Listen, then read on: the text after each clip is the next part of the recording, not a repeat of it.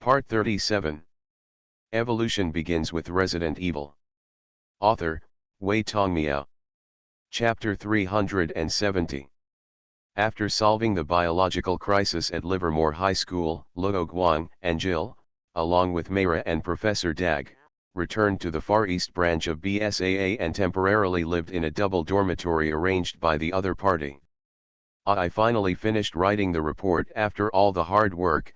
Jill finally finished writing the report on this mission, and then fell down on Luo Guang's bed. From now on, you will have to take a back seat and have to write a lot of paperwork. Just get used to it, Luo Guang replied, looking at the screen of the computer provided by the BSAA Far East branch. After rolling around a few times, Jill came to Luo Guang's side and climbed onto Luo Guang's body like a sloth. She put her head on Luo Guang's shoulder, held Luo Guang's waist with both hands, and asked, "Huh? Have you finished writing your report? You are actually lazy and watching the news. It's okay to report those things, you are the head of the European branch. If you really want to be more serious, it's okay for us not to comply with their request," Luo Guang said. Writing reports after going on missions is a rule established by BSAA when it was first established. It was to incorporate the experience of dealing with various biological crises, so Jill and him did not break this rule. However, Luo Guang did finish writing the report early. A report with no word limit is just childish for a former social worker like him. Gil knew that Luo Guang was joking, so he looked at the content on the screen and asked, "What is this news talking about?" "Feed Rick Downing, do you remember this person?" Luo Guang asked. "Why don't you remember that the biohazard incident caused by General Grande of the Bagayerbo Republic was the trouble caused by this guy?" Gil said with an angry look on his face. Luo Guang said, "He appeared again and changed his name. Now he is called Field Downing, and he still works at Will Pharma Pharmaceutical Company." At that time, Jill and the others had not yet established BSAA, and the Bagayerbo Republic itself was also a war-torn country, so in the end no one could hold Tang Ning responsible for buying and selling biochemical viruses. However, Tang Ning still played it safe and changed her name to a pseudonym for some reason. "What's that in the news?" When he mentioned this, Jill immediately became excited and asked. In order not to disturb Jill's report writing, he wore headphones to listen to the news reports. Luo Guang had a photographic memory, and after sorting out the whole thing in his mind, he simply said, "To put it simply, a new drug from Wilpharma Pharmaceutical Company is on the market, and the press officer there said that this new drug was developed by Tang Ning." "What medicine?" "Anti-aging medicine." Jill suddenly thought that there might be a relationship between the two, and exclaimed, "Could it be that the force that Herbert contacted in the Livermore incident was Wilpharma Pharmaceuticals?" Luo Guang shook his head and said, "I don't think so. Tang Ning used to be a researcher at Umbrella Company, and according to my investigation, he had T-virus and G-virus on his hands. Do you remember Umbrella Company's skincare products?" Jill thought for a moment and asked, "That cosmetic you gave me?" Luo Guang nodded and replied, "Yes, the function of that cosmetic is to slow down the rate of skin aging, and it can also activate dead cells to make the user look younger. This is just the most basic application of the T-virus. After all, this cosmetic is for external use rather than internal use." When Jill heard this, she was startled, her head moved away from Luo Guang's shoulder, and she quickly asked, "There is T-virus in the skincare products you gave me?" "No, this is an improved version." "How could Luo Guang make such a virus-containing product?" He turned around and said, "How could I do such a thing? Aren't you worried about those colleagues who are bored and take the skincare products I gave you for testing?" Jill breathed a sigh of relief and said, "That's right." Back to the news, Pharma's new drug is not the main part of this news. What is really being reported is the nonviolent demonstration held by Tyra's Sci-Fi in front of the Haverville branch of Wilpharma Pharmaceuticals. Luo Guang continued, Now the people from Terasef are lobbying the top leaders of the lighthouse country to let the company open its Harvard-Weil Research Institute for inspection. Terasifal is just an unofficial organization, how can it have the power to inspect? Gil leaned forward again and asked. So they roped in people from both the FBC and BSAA. O'Brien and Morgan also expressed their opinions and expressed their willingness to accept TerraCipher's invitation. Luo Guang held Jill's hand and continued, well, Pharmaceuticals rejected TerraCef and BSAA, and in the end only allowed the FBC and Lighthouse State Z to investigate. This will mention the Banoi Island incident that year, when it was revealed that Wilfama Pharmaceutical Company was conducting biochemical experiments on the island. Although the company lost its army and retained its commander in the end, the company finally did not follow the footsteps of Umbrella. However, as the scapegoat Serper was handed over alive by the Red Claw troops to the hands of the Lighthouse Nation, the handle was also seized by the Lighthouse Nation. A pharmaceutical company's younger brother was more useful than the pharmaceutical company that was killed, so the Lighthouse country finally suppressed the truth behind Banoi Island. Therefore, Wilfama Pharmaceutical Company had no choice but to accept the Lighthouse country's request and allow the Lighthouse to US and FBC personnel to investigate. This caused dissatisfaction among the survivors of the Banoi incident, Death Island incident, such as Logan, Sam B, Pina, and Sien Mei. Logan and Sam B, two well-known people, planned to use their reputation to expose the crimes committed by Wilpharma Pharmaceuticals, but in the end their actions were sabotaged and they themselves were threatened. In the end, they had to endure it for their personal safety. But they did not stop their anti-biochemical steps, but joined TerraCipher and contributed to the anti-biochemical crisis through this organization. Like a curious baby, Jill asked another question, since the company finally accepted the investigation, what are they protesting about? Luo Guang replied, protesting that TerraCipher and BSAA were not invited to investigate. But I think there should be someone behind TerraCipher's protest. Other pharmaceutical companies. TerraCipher is like a big tank, filled with people from all parties at the beginning of its establishment. In addition to people like Claire who are more famous, those who control the command of TerraCipher are mostly people under the command of various forces. As long as they incite a little, they can make those ignorant people work for them. It's very likely. O'Brien could see that TerraCipher's slogans and the addition of BSAA were meant to drag us into the water, but he thought it was a good thing, so he didn't intervene for the time being. Luo Guang said that O'Brien saw through the other party's conspiracy in order to reassure Jill. Then should we go back and take part? Jill changed her position and sat in Luo Guang's arms, rubbing against him like a cat. Luo Guang smiled bitterly, doesn't your tone show that you want to go back? Jill smiled and said, then I'll go and tell the Far East branch. After saying that, she stood up and prepared to leave the dormitory, but Luo Guang grabbed her and pressed her on the bed. Don't worry, I've been busy with reports and communicating with the Far East branch these days, and I don't have time to exercise. After leaving the Far East, Luo Guang and Jill hurried back to the Lighthouse country. When it comes to taking part, it's not something they can do when they go back. They still need some preparation, so Luo Guang contacted Sams. He believed that Sams must have evidence of the crimes of Wilpharma Pharmaceuticals. Not only that, Samus also backed up the missions and evidences that the Red Claws carried out during their existence.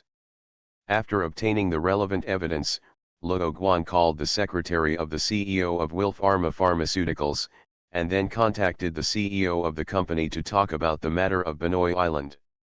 Wilpharma Pharmaceuticals is not a company that anyone can threaten. Its CEO was unwilling to be coerced by Luo Guang at first, saying that these accusations were all slander.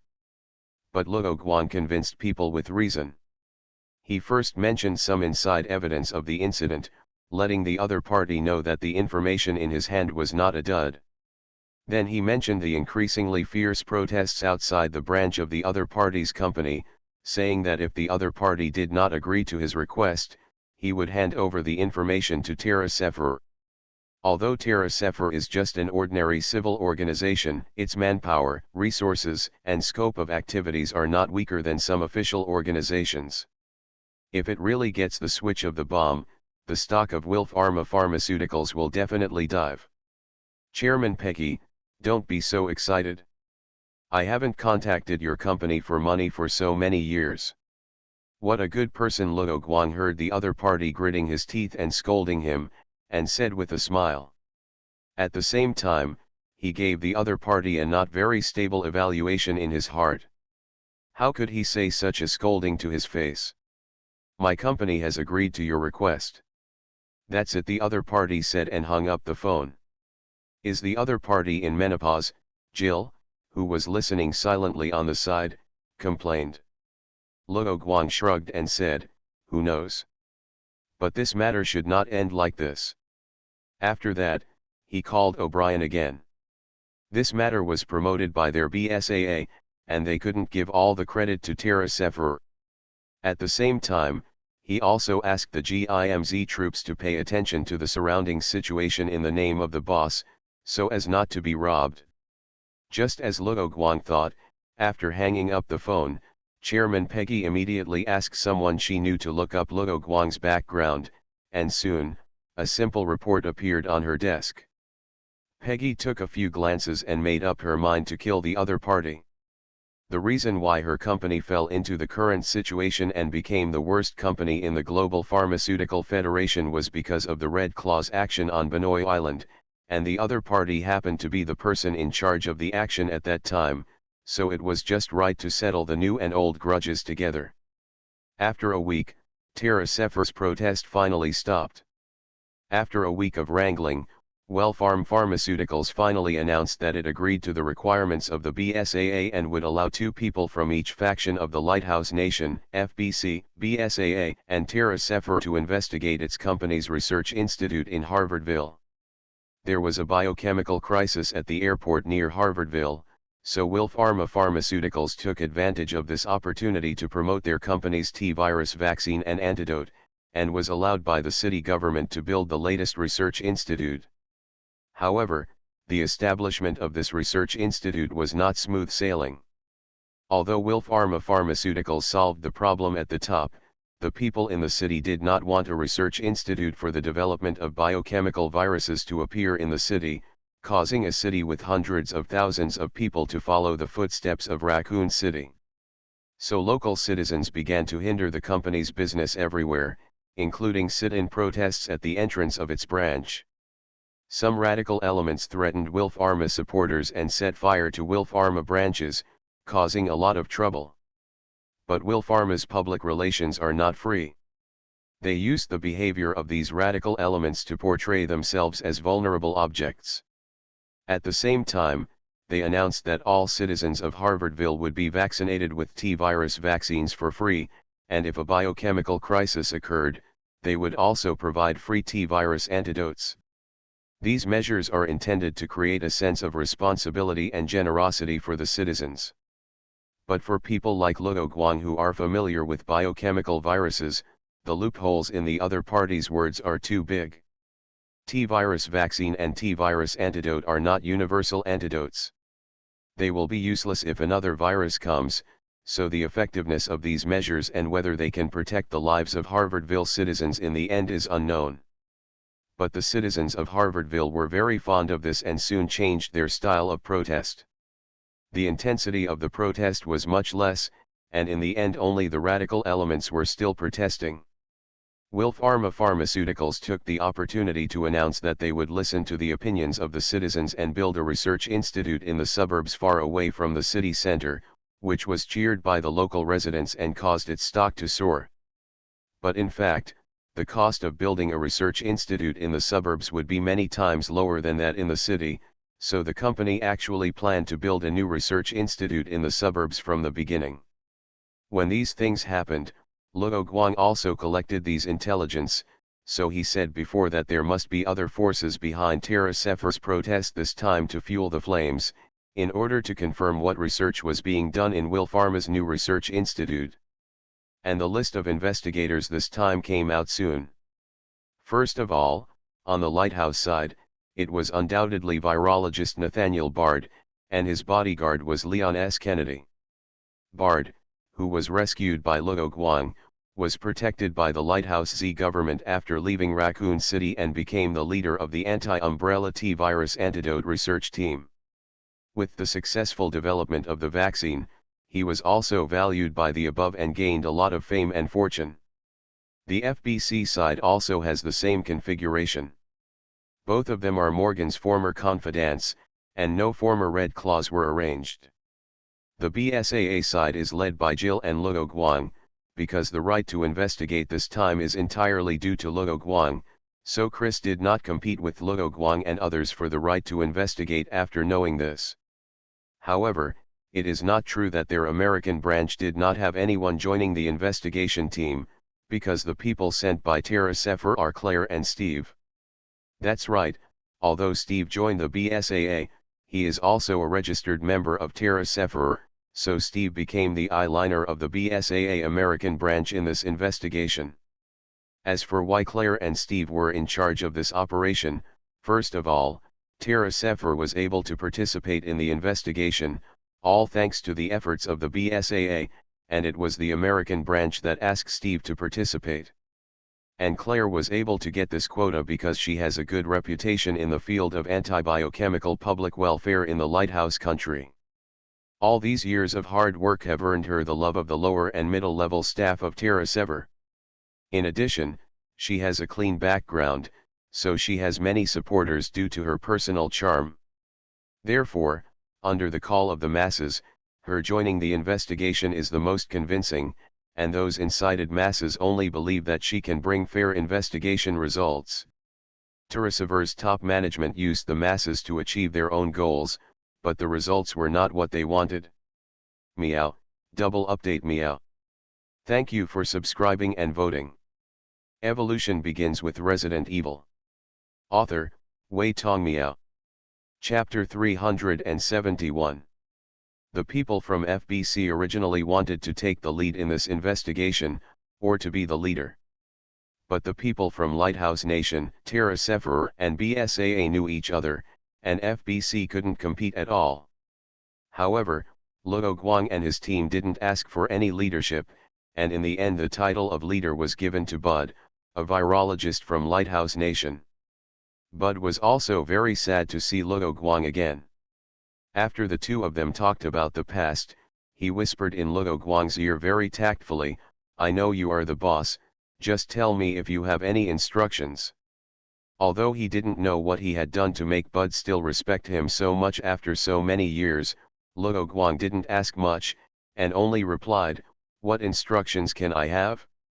This investigation is in accordance with the public's requirements, and it is realistic to investigate and ensure that the research of the Research Institute of Will Pharma Company is fine."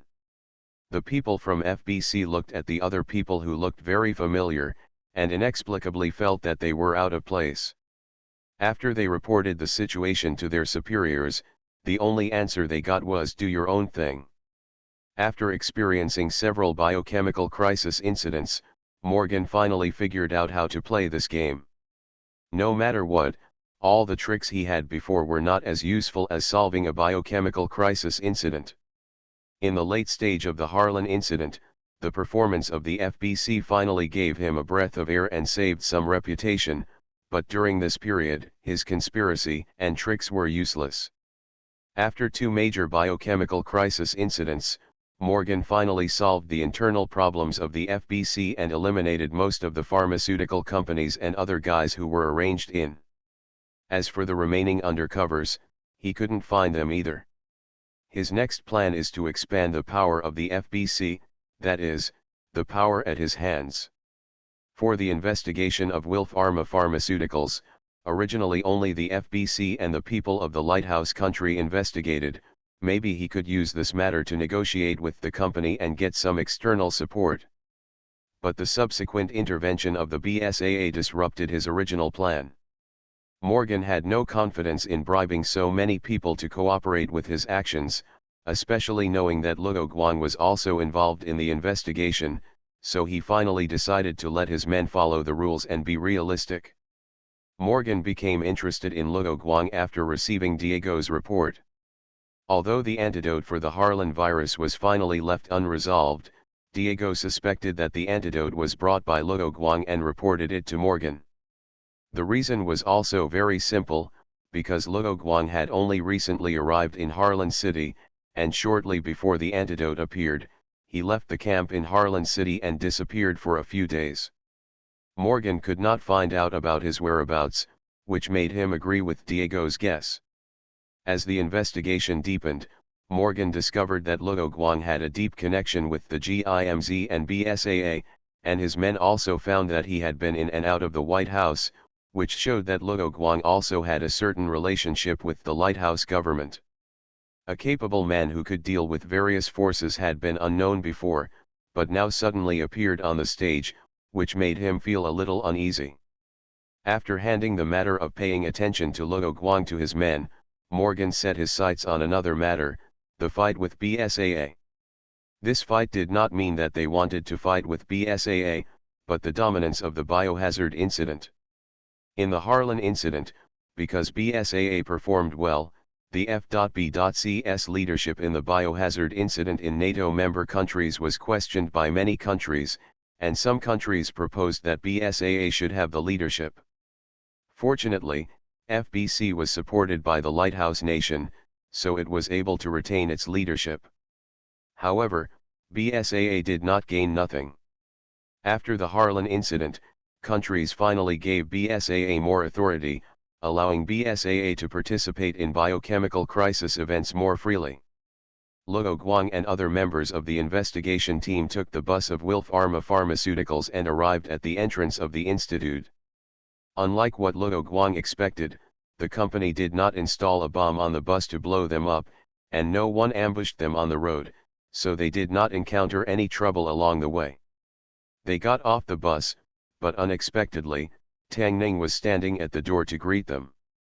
After both parties introduced themselves, Leon asked, "I heard that someone was causing trouble in the institute's campus. Why do you seem to have less strict security here?" Tang Ning was like a smiling tiger, smiling and saying, "Alas, those protesters were stopped outside the campus, so there are fewer security guards inside. In fact, the internal security is not weak, but they are all hidden. It's not that these security guards have anything to hide, it's just better to keep them in the dark. Unlike other pharmaceutical companies such as TriLink Pharmaceuticals, due to previous failures, Wilf Pharma Pharmaceuticals' current research is not radical, and there is no plan to use the T-virus to develop biological weapons.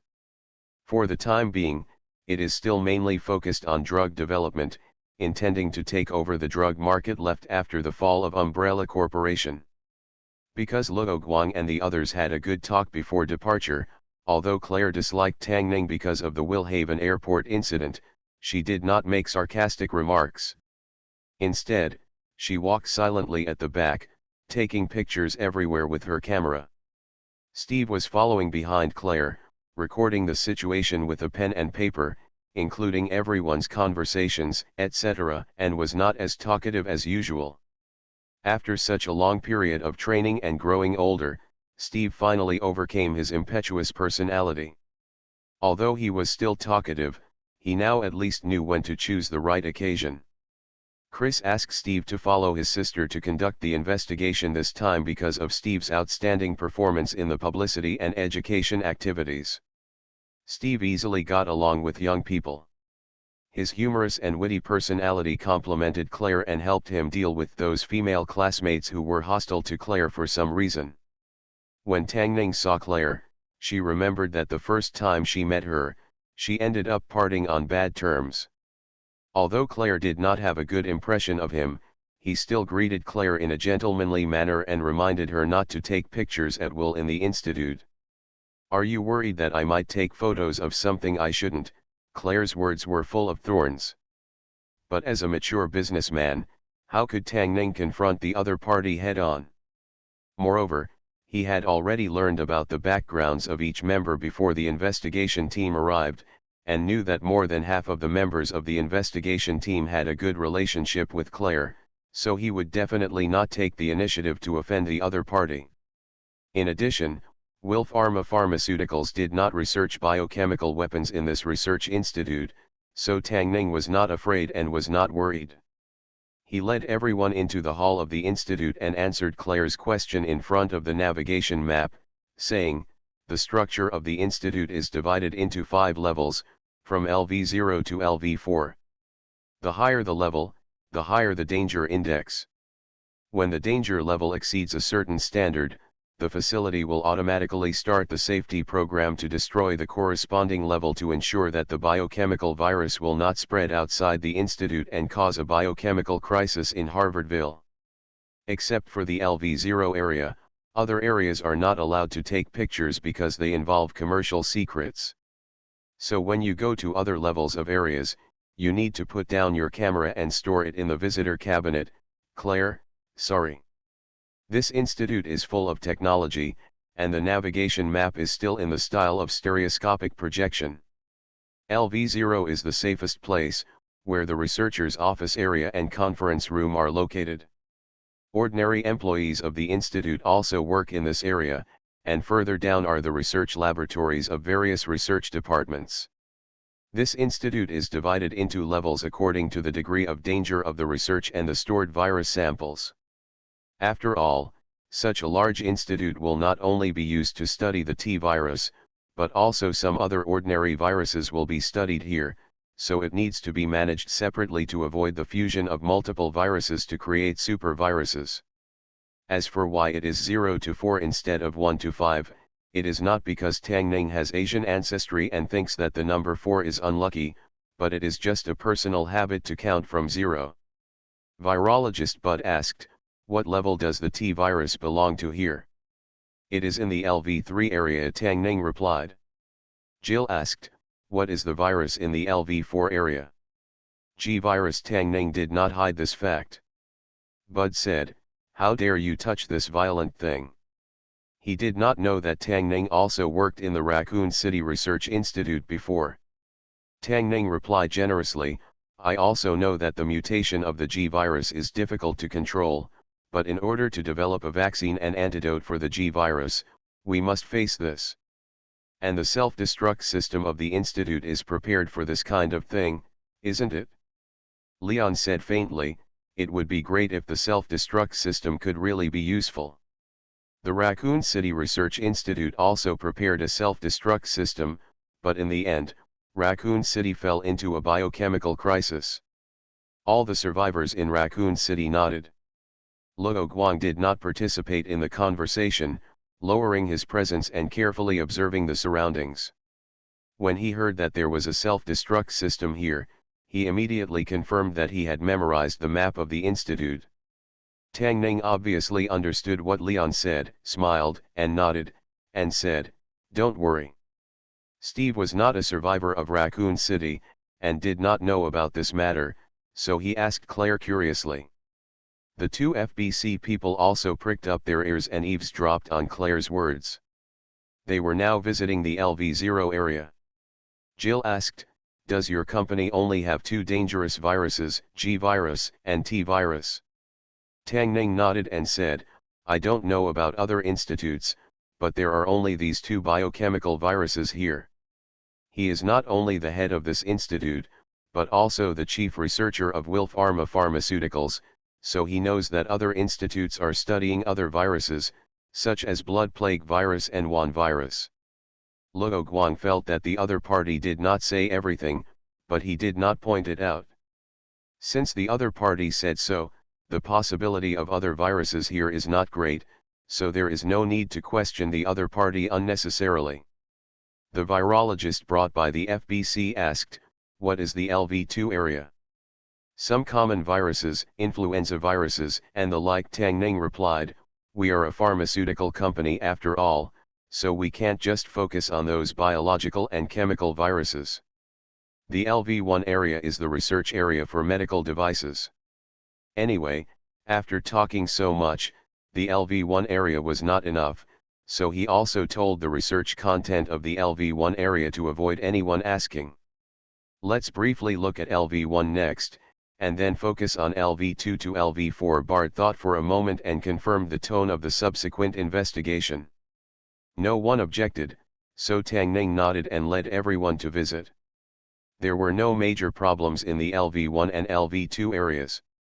After confirming that the viruses there were common viruses, the FBC people quickly lost interest. Only Claire was still carefully recording what they saw.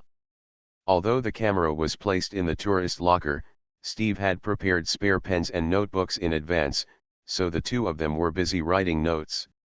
Seeing that Luo Guang didn't look impatient, Bud slowed down the investigation slightly to give Claire and the others enough time to take notes. At the same time, he asked Tang Ning, "Can you please introduce us to the Institute's security system? Air detectors have been installed in each area of the Institute. As long as the computer system confirms that T-virus and G-virus leaks are detected in the air, the self-destruction program in the corresponding area will be activated." Tang Ning explained the relevant systems carefully. Steve stopped writing, raised his hand and asked, "What is the process of this self-destruction program?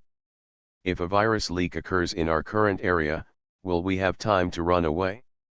When we are in the LV2 area, if the LV1 area above is destroyed, if the self-destruction program destroys it, how are we going to get back to the ground? The research area of the Harvard-Weil Research Institute extends from the ground to the underground. The closer to the ground, the lower the risk level, so he had this question." Tang Ning answered in detail, "After the self-destruction program is activated, you have 5 minutes to evacuate, and then everything in the self-destruction area will be burned with high temperature. The area of the same level is also divided into 5 small areas, all with independent self-destruction devices. There are special cleaning isolation cabins between each small area, which can clean the T-virus or G-virus attached to people's clothes or skin. According to internal testing in our institute, everyone can evacuate in time after receiving the self-destruction warning, so you don't need to worry about running away. As for the last question, do you remember the central elevator we took when we came down? That was the guarantee we left. The overall structure of the Haverford Institute is a cylinder, with a central elevator running through the entire area at the center of the circle, and the remaining area is divided into 5 equal parts. After hearing what the other party said, everyone always felt that it was not safe. If the central elevator collapsed, wouldn't they be trapped to death?" Tang Ning naturally understood what everyone was worried about and quickly said, "In addition to the central elevator, there are several emergency evacuation routes, which require climbing a long flight of stairs." After that, he explained in detail the location of the emergency evacuation route and how to open the route hatch. Luo Guang wrote them all down one by one. "I understand. Next is the LV3 area." Bard nodded, but he actually didn't remember the route. His sense of direction was not very good, so if something went wrong, Bard planned to follow Luo Guang directly. The situation in the LV3 area is not much different from the LV2 area, but Luo Guang and the others need to wear a set of 3 defense uniforms to enter. The researchers inside had already received a report of someone coming to investigate, so the researchers from Wilfama Pharmaceutical Company took one look at Luo Guang and others and continued to work hard. Bud used his professional skills to conduct an inspection, and indeed did not find a large petri dish for producing biological and chemical weapons. Except for the precision instruments needed to study vaccines or antidotes, he found no equipment that he couldn't understand, nor were there specimens of biochemical monsters or biochemical weapons. After Claire and the others finished recording, Bud said, "Everyone, if there is no problem here, let's go to the LV4 area and have a look." Meow, thanks for voting and subscribing. Meow. You are listening to Novels at Bless Up channel. Wish you happiness and luck. Please subscribe to receive new novels. How do you feel about this novel? Please like and leave a comment. Evolution begins with Resident Evil. Author, Wei Tongmiao. Chapter 372. Since they were heading to the LV4 area, which was at a higher risk level. Luo Guang and his team did not take off their chemical protective suits. They took the central elevator to the LV4 area in their heavy chemical protective suits. The security here was even stricter. In addition to the researchers, there were also security personnel armed with short assault rifles. After they passed the two security personnel and turned a corner, Leon suddenly said, "Are these security personnel not from the company?" Tang Ning, who was in charge of leading the way, looked back at Leon in surprise, then turned back and continued to lead the way, saying, "Yes, they are security personnel sent by the Lighthouse Nation." With these security personnel, the research project of Will Pharma Pharmaceuticals was clear at a glance, and there was no need to send another person to investigate. That is to say, the Lighthouse Nation also knew about the G virus and even participated in the research of the G virus. Bud obviously thought of this and asked, "If that's the case, why did you arrange for our Lighthouse Nation to send a representative?" The FBC person interrupted, "To prevent the security personnel from being bribed." What he really wanted to say was that there were various forces in the Lighthouse Nation government, but people in the world could not tell so many truths. Others seemed to have thought of this, but only Bud, who was concentrating on research, didn't understand. Tang Ning laughed and said, "Just like civil engineering, there must be inspection and acceptance procedures. Dr. Bud, you must be very capable to be valued by the Lighthouse Nation government and commissioned for this investigation. The security personnel arranged here are not as professional as you, Dr. Bud." He also flattered Bud. But Bud didn't buy it. After being trained by Luo Guang in Raccoon City, he was no longer the arrogant person. So he waved his hand and replied, "I'm not as good as you say, otherwise I would have saved more people during the Raccoon City incident instead of running away in disgrace." Tang Ning knew the other party's background as a survivor of Raccoon City, but he changed his name and didn't want to mention his identity, so he didn't discuss his past work at Umbrella Corporation with him. "By the way, Tang Ning, you are also from the Raccoon City Research Institute, right?" Steve suddenly said. "What? You too?" "Which department?" Bud was a little happy to see his colleagues. But Tang Ning didn't think there was anything good about the identity of a former researcher at Umbrella Corporation, so he said, "You got the wrong person. The reason why you suddenly changed your name, those who understand will understand." Luo Guang memorized the map of the entire area and said sarcastically. Although he had to reduce his presence, he couldn't really keep silent, which would arouse suspicion. He said sarcastically, thinking that he could let Tang Ning understand that he didn't speak in order not to offend anyone. However, Tang Ning already knew Luo Guang's identity, and the company's chairman, Peggy, had asked him to pay special attention to him, so he had been keeping an eye on Luo Guang's movements. But Luo Guang was very quiet and well behaved after he came in, which made him not take it lightly. Now, after hearing Luo Guang's sarcastic words, he felt a little relieved, and understood why his boss said that he was very irritating. Tang Ning decided to skip the topic and only said that he was just a second-rate researcher and was not worthy of Umbrella Corporation. Then he took the opportunity to come to one of the research areas and changed the subject.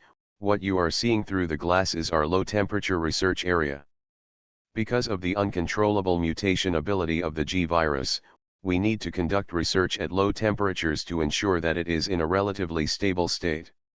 And this is just one of the precautions. We will also destroy those G viruses that are on the verge of crazy mutation to ensure safety." The virologist from the FBC questioned, "But won't these restrictions affect your company's vaccine development?"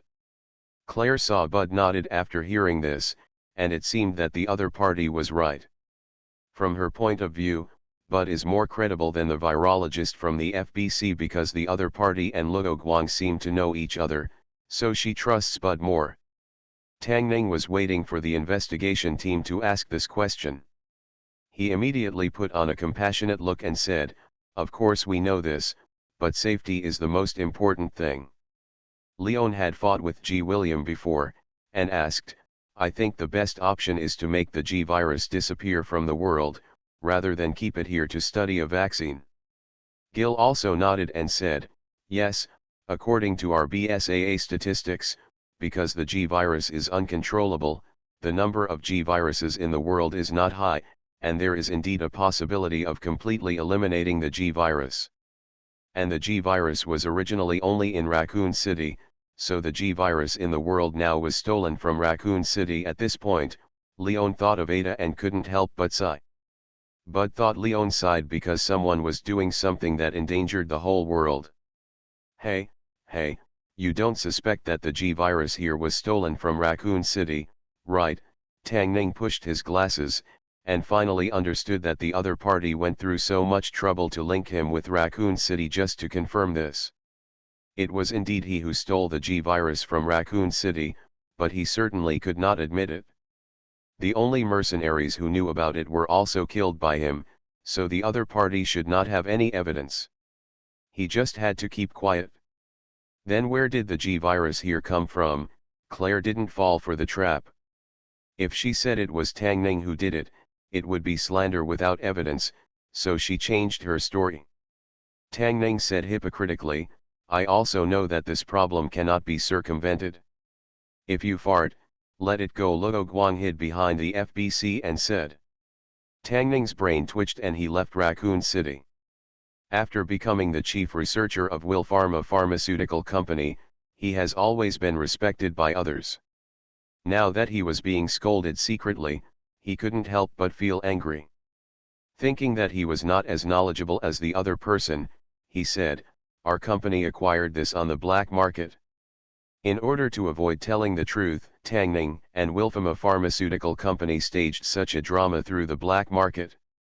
Black market acquisition, Steve pretended to be shocked and asked, why don't you report each other? He had heard Luo Guang and Claire talk about Tang Ning before he came. Of course we also cooperated with the agents of the Lighthouse Nation to arrest the other party, but failed. Tang Ning looked regretful, then looked at Leon and said, this agent should also know about this, right? What he didn't expect was that Agent Leon had only officially joined the establishment not long ago, and he didn't know most of the Lighthouse country's previous actions. So Leon shook his head and said, sorry, I didn't know there was such an operation. After everyone heard Leon's words, they looked at Tang Ning with suspicion. Tang Ning didn't panic, she just laughed and said, haha, it seems you are not in the same department. Have you bought out all the G viruses in the other party's hands? Someone from the FBC asked, is the other party still selling G viruses? The two people at the FBC scene did not know that the black market for biochemical viruses has now become a fishing ground for various forces to engage in law enforcement. But Morgan knew this, so their inner plan was destined to fail. We don't know that, but the seller hasn't shown up since. Afterwards, Tang Ning continued to change the subject and said, next is our G virus storage warehouse, but it is basically forbidden to enter, and it is not big. Let's just take a look. There's no rush. A question suddenly occurred to me. Since the amount of G virus is so small, why do we need to develop a G virus vaccine? Jill asked without taking a step forward. This is just a precaution. After all, this virus is so powerful that it may destroy the human world if we are not careful. After Tang Ning answered this, Jill nodded and did not ask any more questions. However, she had already decided to propose a ban on G virus research when she went back to write a report, and at the same time launched an operation to clean up the global G virus. Everyone then continued to investigate the situation here.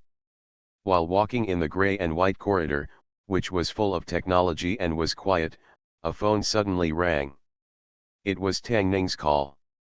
Under everyone's gaze, he glanced at his phone, then said sorry, walked a few steps away, and answered the phone. Without leaving the team, Luo Guang walked to the place closest to Tang Ning and listened to the conversation. Tang Ning gave him a wary look, but instead of walking further, she began to whisper. Luo Guang's hearing was much higher than he thought, so the other party's whispers did not affect his overhearing what the other party said, but the strange thing was that he could not hear the sound coming from the other party's phone. Although he didn't know what exactly happened, his next method of dealing with it was very simple: just follow the opponent and run. Tang Ning didn't say much, and her expression became more and more solemn. Finally, she nodded, and after saying "I know," she immediately came to Luo Guang and the others, and said anxiously, "It's going to be bad." What happened? Since the other party said it was bad, Leon was not polite and took out the SG-09R pistol he was carrying. Tang Ning said, "Sorry, this investigation trip has to end temporarily. There is a big trouble at the institute, and we need to evacuate urgently." He asked everyone to go to the central elevator and said, "Those radical elements who opposed us rushed into the institute's campus with guns. They want to destroy the vaccine we have worked hard to develop." Although Luo Guang wondered why the other party knew the other party's purpose, he did not say it immediately. "Where are your security personnel?" Although Claire didn't find out that Wilfama Pharmaceuticals was researching illegal products along the way, she still didn't change her opinion of the company. Tang Ning led the team to the central elevator, looked anxiously at the elevator coming down, and said angrily, "They should be blocking the incoming radicals, but I don't know the specific situation." At this moment, a broadcast appeared: "Warning. There is an emergency in this research institute. All researchers are asked to go to the nearest safety cabin to take shelter. Warning." "What's a safe cabin?" Bud asked. Tang Ning replied, "It is for researchers. They can enter it to take shelter in an emergency. Moreover, the safe and pollution-free safety cabin will not be affected when the self-destruction system is activated." "Aren't you worried about the G virus being smuggled out through this channel?" Jill suddenly thought of this method. Tang Ning was speechless to the people in the investigation team. This research institute was being attacked. Why didn't they feel any nervousness? Gil didn't care about Tang Ning's thoughts. Seeing that he didn't say anything, he asked, "Your company has not thought about this possibility, right?" "Ahem, of course our company has considered it, but now, Tang Ning has something more urgent to think about, that is, whether his plan can succeed. On the surface, his plan is to use those radical elements to destroy the research institute that studies biochemical virus vaccines. Researching vaccines is indeed an effective way to get rich, but the problem is that Wilpharma Pharmaceuticals is now just a younger brother of the Lighthouse government. The T-virus vaccine it produces has therefore been included in the Lighthouse National Medical Resources List. Although this will allow the company to get a large number of vaccine orders, the profit will also be suppressed to a very low level. Small profits and quick turnover cannot satisfy Tang Ning's desire for money. With a portion of Wilpharma Pharmaceuticals shares, he can get dividends from vaccine sales. In addition, the company's current main direction is drug research and development, which is contrary to his strengths in developing biological weapons. These situations made him have other intentions, so he supported the radical elements and let them seek benefits for himself. The first step was to make the stock price of Wilpharma Pharmaceuticals plunge, so as to control more of the company's voice. Although he could use this investigation to make the company's stock plunge, it would be too obvious and far less natural than using those radical elements.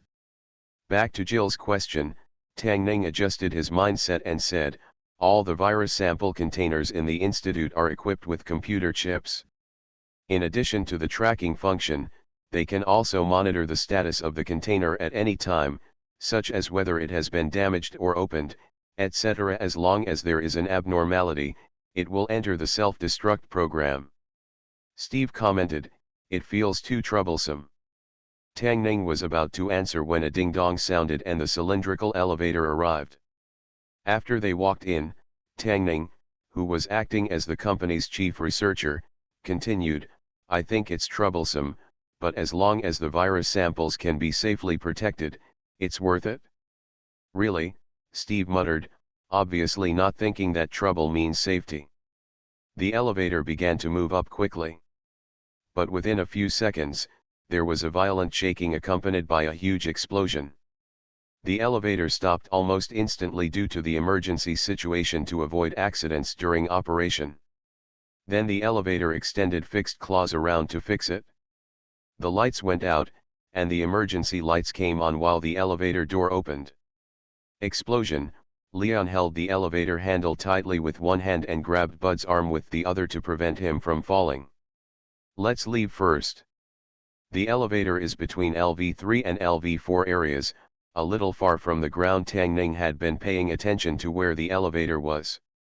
After saying this, he left everyone behind and climbed out of the elevator alone to the LV3 area. At the same time, he cursed those radical elements in his heart. Don't they know what time is? They actually detonated the bomb he secretly prepared in advance. In Resident Evil 2, so many people fought hard to get it, and William kept it in his hands, but it was stolen so easily. Evolution begins with Resident Evil. Author, Wei Tongmiao. Chapter 373. Third Miller. In fact, according to Tang Ning's initial plan, he would personally detonate the bombs he secretly planted throughout the Institute. This was because he could ensure that he had left the Institute safely when the bomb exploded. However, those radicals were just reckless, not stupid.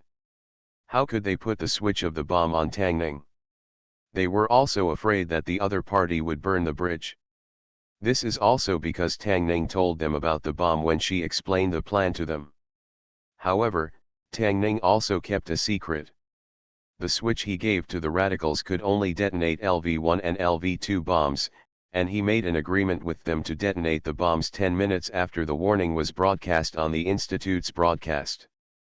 As for the detonating devices of LV3 and LV4 bombs, he naturally holds them in his hands. He didn't have any ill intentions towards the people in the investigation team, because he still needed to use their qualified investigation report to bring back the company's stock price after the stock price of Will Pharma Pharmaceuticals plunged. The problem now is that the plan has just started to change, putting himself in danger. His life was much more important than money, so he just left the investigation team and ran away. But in Tang Ning's opinion, his warning was already the most benevolent and righteous thing to do. Luo Guang, Jill immediately shouted to her boyfriend when she saw Tang Ning climbing out of the elevator and running away. I know. Luo Guang understood this and got out of the elevator with one precise leap. He didn't wait for Jill and the others and went straight after Tang Ning. Leon and Steve, you go up first to be on guard. Then Jill asked Leon to go up first, followed by the two virologists. The door width of the central elevator can accommodate 2 people climbing out, so no one crowded, because they knew that arguing would only waste precious time. Neither Leon nor Steve had any objections, and the F.B.C.'s bodyguards did not act rashly and looked at the gun in Jill's hand warily. Then came the FBC bodyguards and Claire, and finally Jill left the elevator by herself. After the FBC bodyguard saw this arrangement, he understood that he was trying to treat a gentleman with a villain's heart. Luo Guan caught up with Tang Ning at the next intersection, grabbed her hand and almost dislocated her arm. What are you doing? Evacuate immediately. Tang Ning's hand was tightly held by Luo Guang, unable to break free, so she turned around and shouted angrily. Luo Guang didn't look anxious, and said in a leisurely tone, "Don't be anxious." Fake squid, Tang Ning cursed loudly, and then said, "How can I not be anxious? This place is being attacked by radicals. Let go." Luo Guang was not affected by the other party's words. He looked calm, shook his head and said, "But you can't defeat those radicals alone. I'm not rushing up to fight with the enemy, but I'm trying to escape for my life." Tang Ning was furious. There was an explosion in the research area above, which means that the enemy has probably invaded the research area. Luo Guang spoke slower than usual in order to wait for Jill and the others, but Tang Ning could only endure it as he held her hand. As for the bomb, Tang Ning couldn't tell Luo Guang that it was installed in advance. This was not information he should know. Luo Guang continued, so this means that the security personnel outside the institute have basically been killed. If you go up now, it will be easy to encounter radicals. By then, as the chief researcher of Wilfama Pharmaceutical Company, do you think the other party will be killed? Will I let you go? Tang Ning naturally thought of this. Although he mainly used the internet to get in touch with the other party, they still prepared an identification mark between them. His conspicuous blue suit and plaid tie today are for this purpose. But after hearing Luo Guang's words, he couldn't help but think of one thing. Maybe he was not the one who wanted to burn the bridge, but the radicals. Otherwise, they should have waited until the time passed before detonating the bomb as agreed. Thinking of this, he decided to accept the other party's statement and leave the institute safely with the investigation team. It was also a good choice. Luo Guanggil quickly led the team to catch up. Claire and Steve did not carry any weapons with them because TRSF was a non-governmental organization, and even if they did, they would not be allowed to bring them into the institute. So Claire could only borrow a G19 pistol from Leon for self-defense, which was Lion's backup gun. And Steve could only watch helplessly as Leon handed the gun and spare magazine to Claire very naturally. He couldn't just say give him the gun and let him protect Claire, instead of just asking Claire to take the gun to protect herself. Then Steve turned his attention to Jill and the FBC people, but unfortunately they didn't have spare guns on them, so they could only express their helplessness. In the end, Leon saw how pitiful he was and handed Steve his fighting dagger. Steve took the dagger with tears in his eyes. With this weapon, he could at least help Claire deal with enemies at close range. Luo Guang didn't have a spare gun on him, and the R-9 pistol was not suitable for the opponent to use, otherwise it wouldn't matter if he only used a fixed knife to defend himself. The two virologists were naturally unarmed, while the FBC virologist's bodyguard carried a P226 pistol. "Sorry, I was too scared just now, so I left you all behind." Tang Ning apologized to everyone before anyone else could speak. Looking at the weapons in everyone's hands, he also felt a sense of security. It would be safer to follow them away. Perhaps because Tang Ning left a reminder before running away, but did not notice the other party's little thoughts and expressed understanding for the other party's behavior just now. Luo Guang let go of Tang Ning's hand and said, "Lead the way, I don't want to be trapped here." Tang Ning nodded and began to lead the way. Luo Guang followed Tang Ning, without looking back, and asked, "Claire, Steve, do you have experience dealing with humans?" Of course Steve answered immediately, but he was actually lying. Although he killed his father with his own hands, his father had already become a zombie at that time. Later, when he joined BSAA, Chris would not give him the opportunity to kill. Claire understood what Luo Guang meant and said, "I don't have it." As expected by Luo Guang, how could she, who is kind-hearted, have such experience? Why didn't he ask Leon? That was because of Leon's work. It would be strange if he had never fought against humans. As for Jill, Luo Guang had seen her in the clock tower square in Raccoon City. In that case, you two just need to take care of yourselves and don't force yourself. Luo Guang saw through Steve's lie, causing him to touch his nose awkwardly. Claire noticed this and comforted him, "Steve, having experience in killing people is not a good thing." "Thank you," Steve replied gratefully and added in his heart, "But I am willing to do that to protect you." The situation at the institute was not optimistic. The security team hiding in the dark was discovered and solved by radicals before they launched an ambush. This was naturally the information Tang Ning provided to them.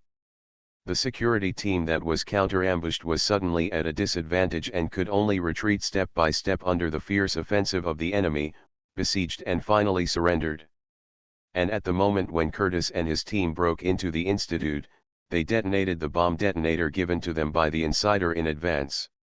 Why do they do this? Of course, it is to confirm whether there is any problem with the insider.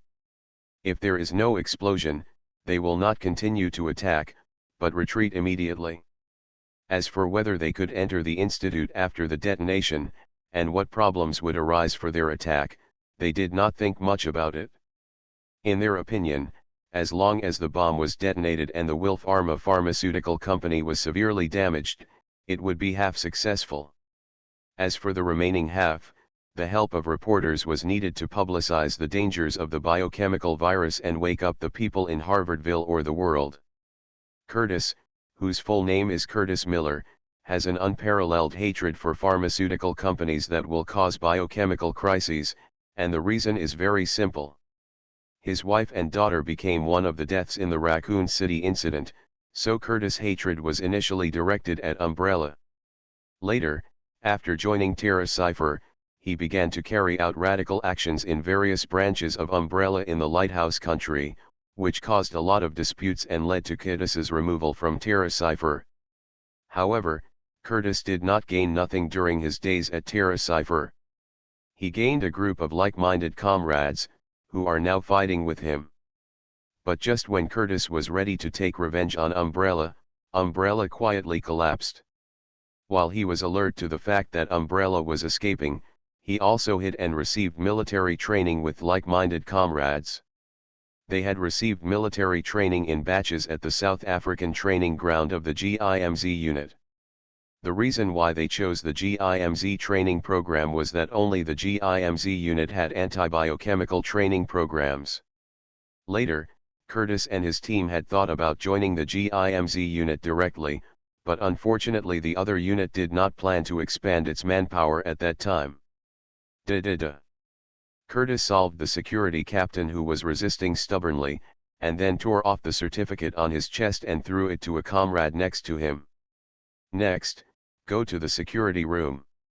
After he said this, he continued to lead the team to the central elevator, but only saw the elevator that had stopped running. One of them went forward and pressed the button next to the elevator, but no matter how he operated, the message that the elevator had stopped operating was displayed above the elevator door. "Curtis, what should we do?" a comrade next to him asked. Curtis thought about it and thought of a problem. This institute could not have only one entrance and exit. There must be other passages.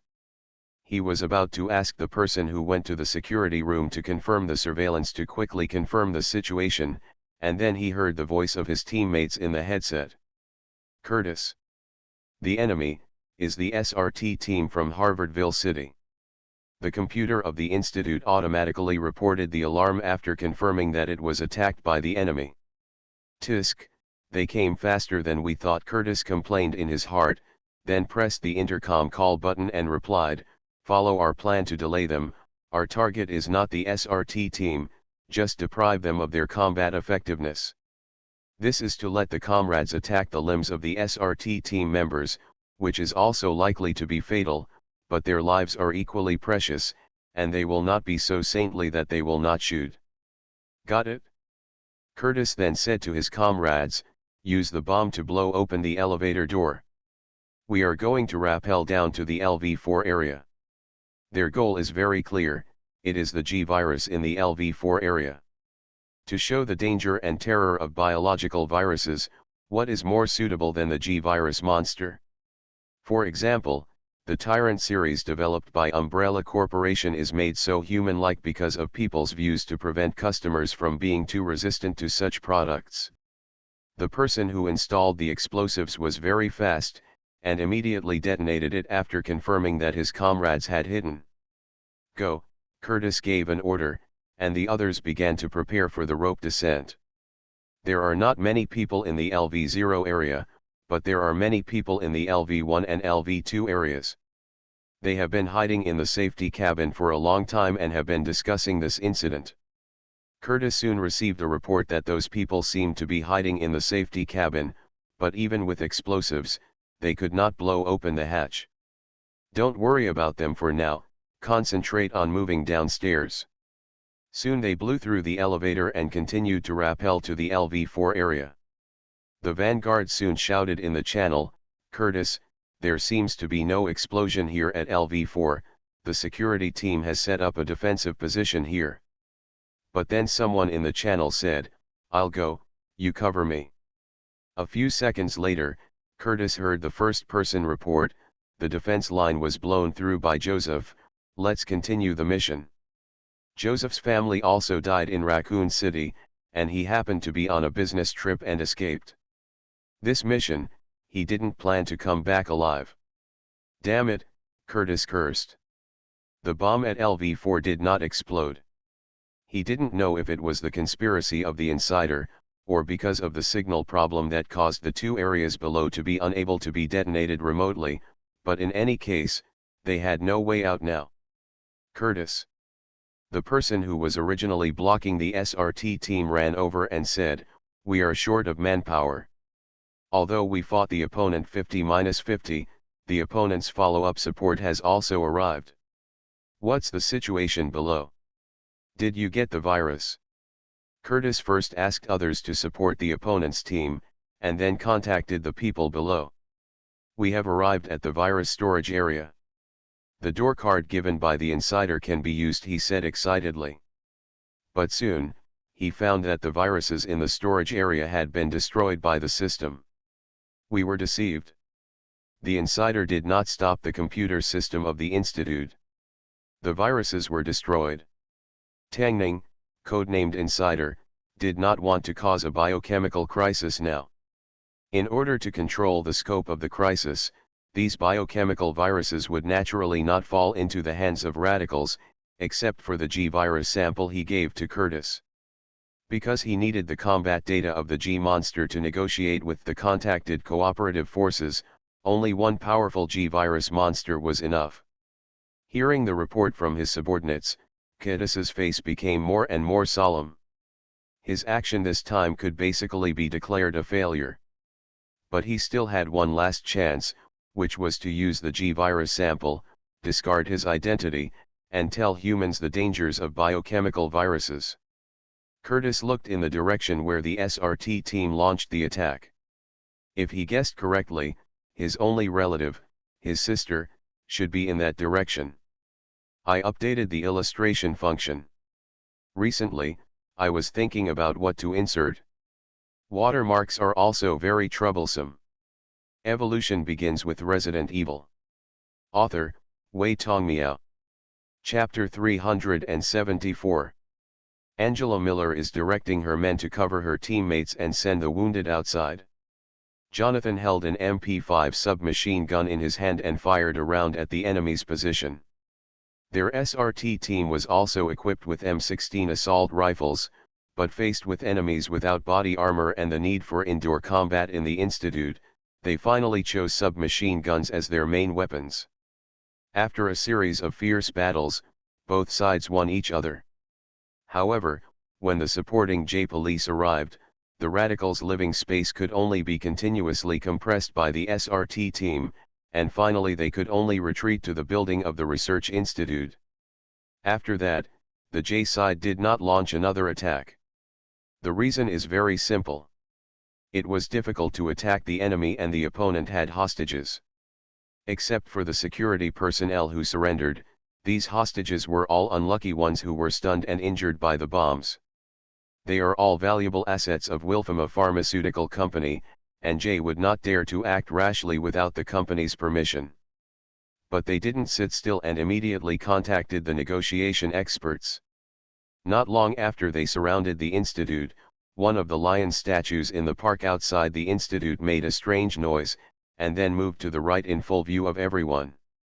Worried that the trouble was caused by militants, the SRT team immediately targeted that location.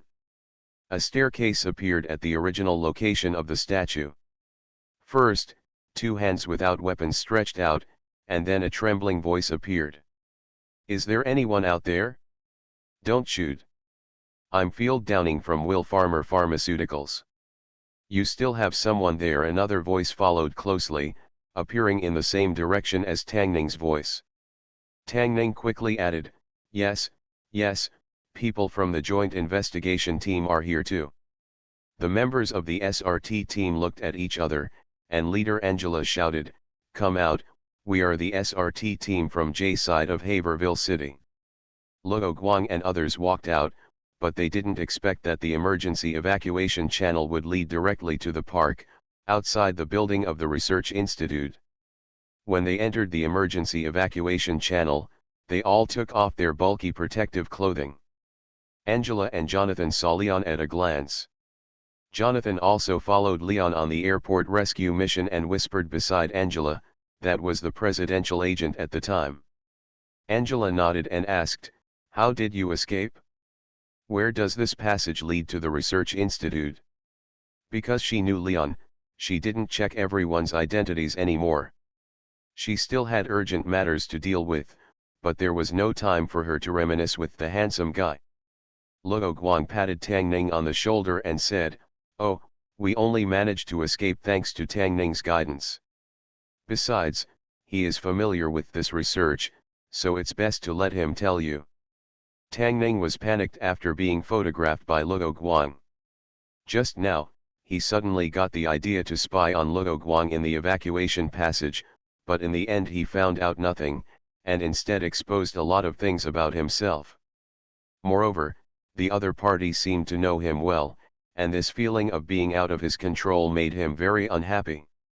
So after hearing Luo Guang's words, he immediately said to Angela, "This emergency passage is connected to the entire underground research institute, but in order to avoid being used by bad people, it is usually closed and hidden." Tang Ning looked in the direction of the research institute, but did not hear the sound of gunshots or fire.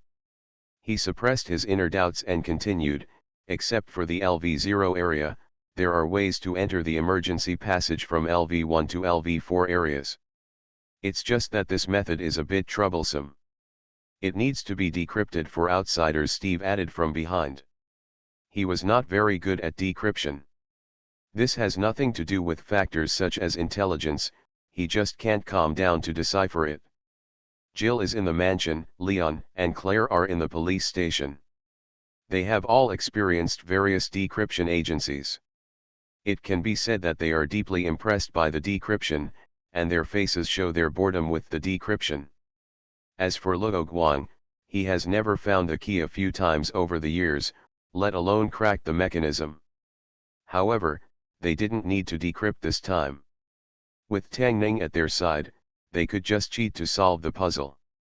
"Then your researcher wants to escape without fear of trouble?" Jonathan asked. Tang Ning replied, "Our ID card is the key, but in order to prevent the enemy from using it randomly, we need to decipher a scientific puzzle and have a matching fingerprint when swiping the card to open the channel." Angela took advantage of the stalemate between them and the radicals and continued to ask, "What is the situation inside now? Can you tell me? We don't know the situation of other people, because the central elevator was out of service due to the explosion, so we can only take the emergency exit." After Tang Ning finished speaking, she added some information that the investigation team also knew, making sure she wouldn't let anything slip. Leon asked about something that Tang Ning was also interested in, and said, "What are you doing now?" Angela explained the situation and said, "We have surrounded those radicals in the research institute, but now the other party has hostages, so we are in a deadlock. Please ensure the safety of the hostages. They are valuable assets of the company and important talents in developing vaccines and antidotes," Tang Ning said anxiously. Angela promised, "Don't worry, Mr. Tang Ning, we will definitely do our best to rescue the hostages." Because her superiors had shown the list of important people in the company to the SRT team, she knew Tang Ning, a super VIP on the list. "Do you need our help?" former policeman Leon asked directly. "No, you guys." Angela heard someone calling her name before she finished her words. "Angela." The person who spoke was the chief of the police station. He paid great attention to the affairs of the Wellfarm Pharmaceutical Company. He came here right after the SRT team and personally directed the scene. Chief Angela saluted the chief and asked, "Is there anything wrong?" "Oh.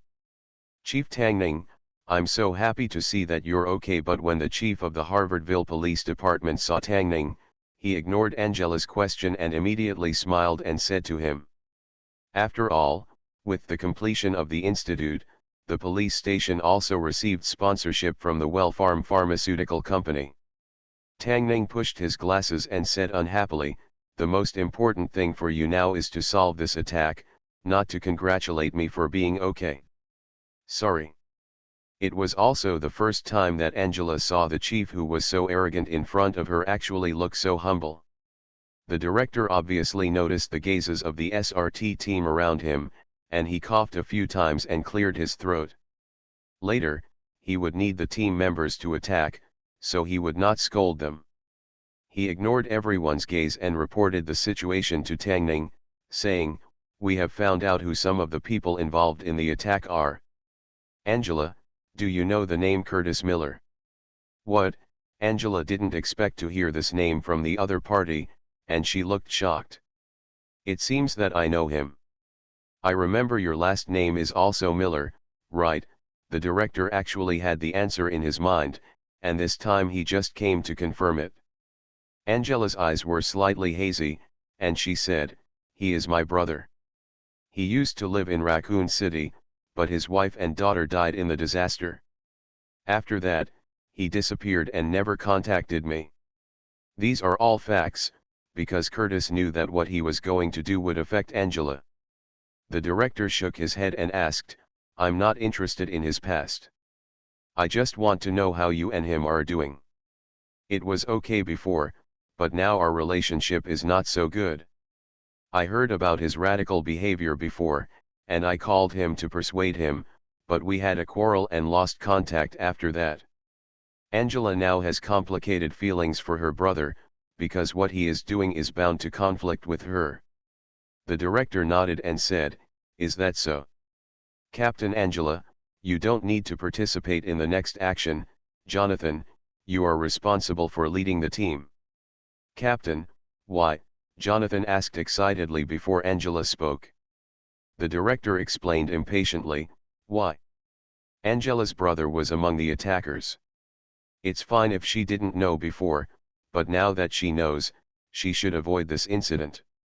I believe she can deal with those radical elements according to her duties, but can others believe it? Or do you want her to deal with her brother personally? So it's best for her to avoid it?" Angela took her walkie-talkie and handed it to Jonathan, saying, "The director is right, I am not suitable to continue to follow up on this matter. Come on, I believe you." "Yes."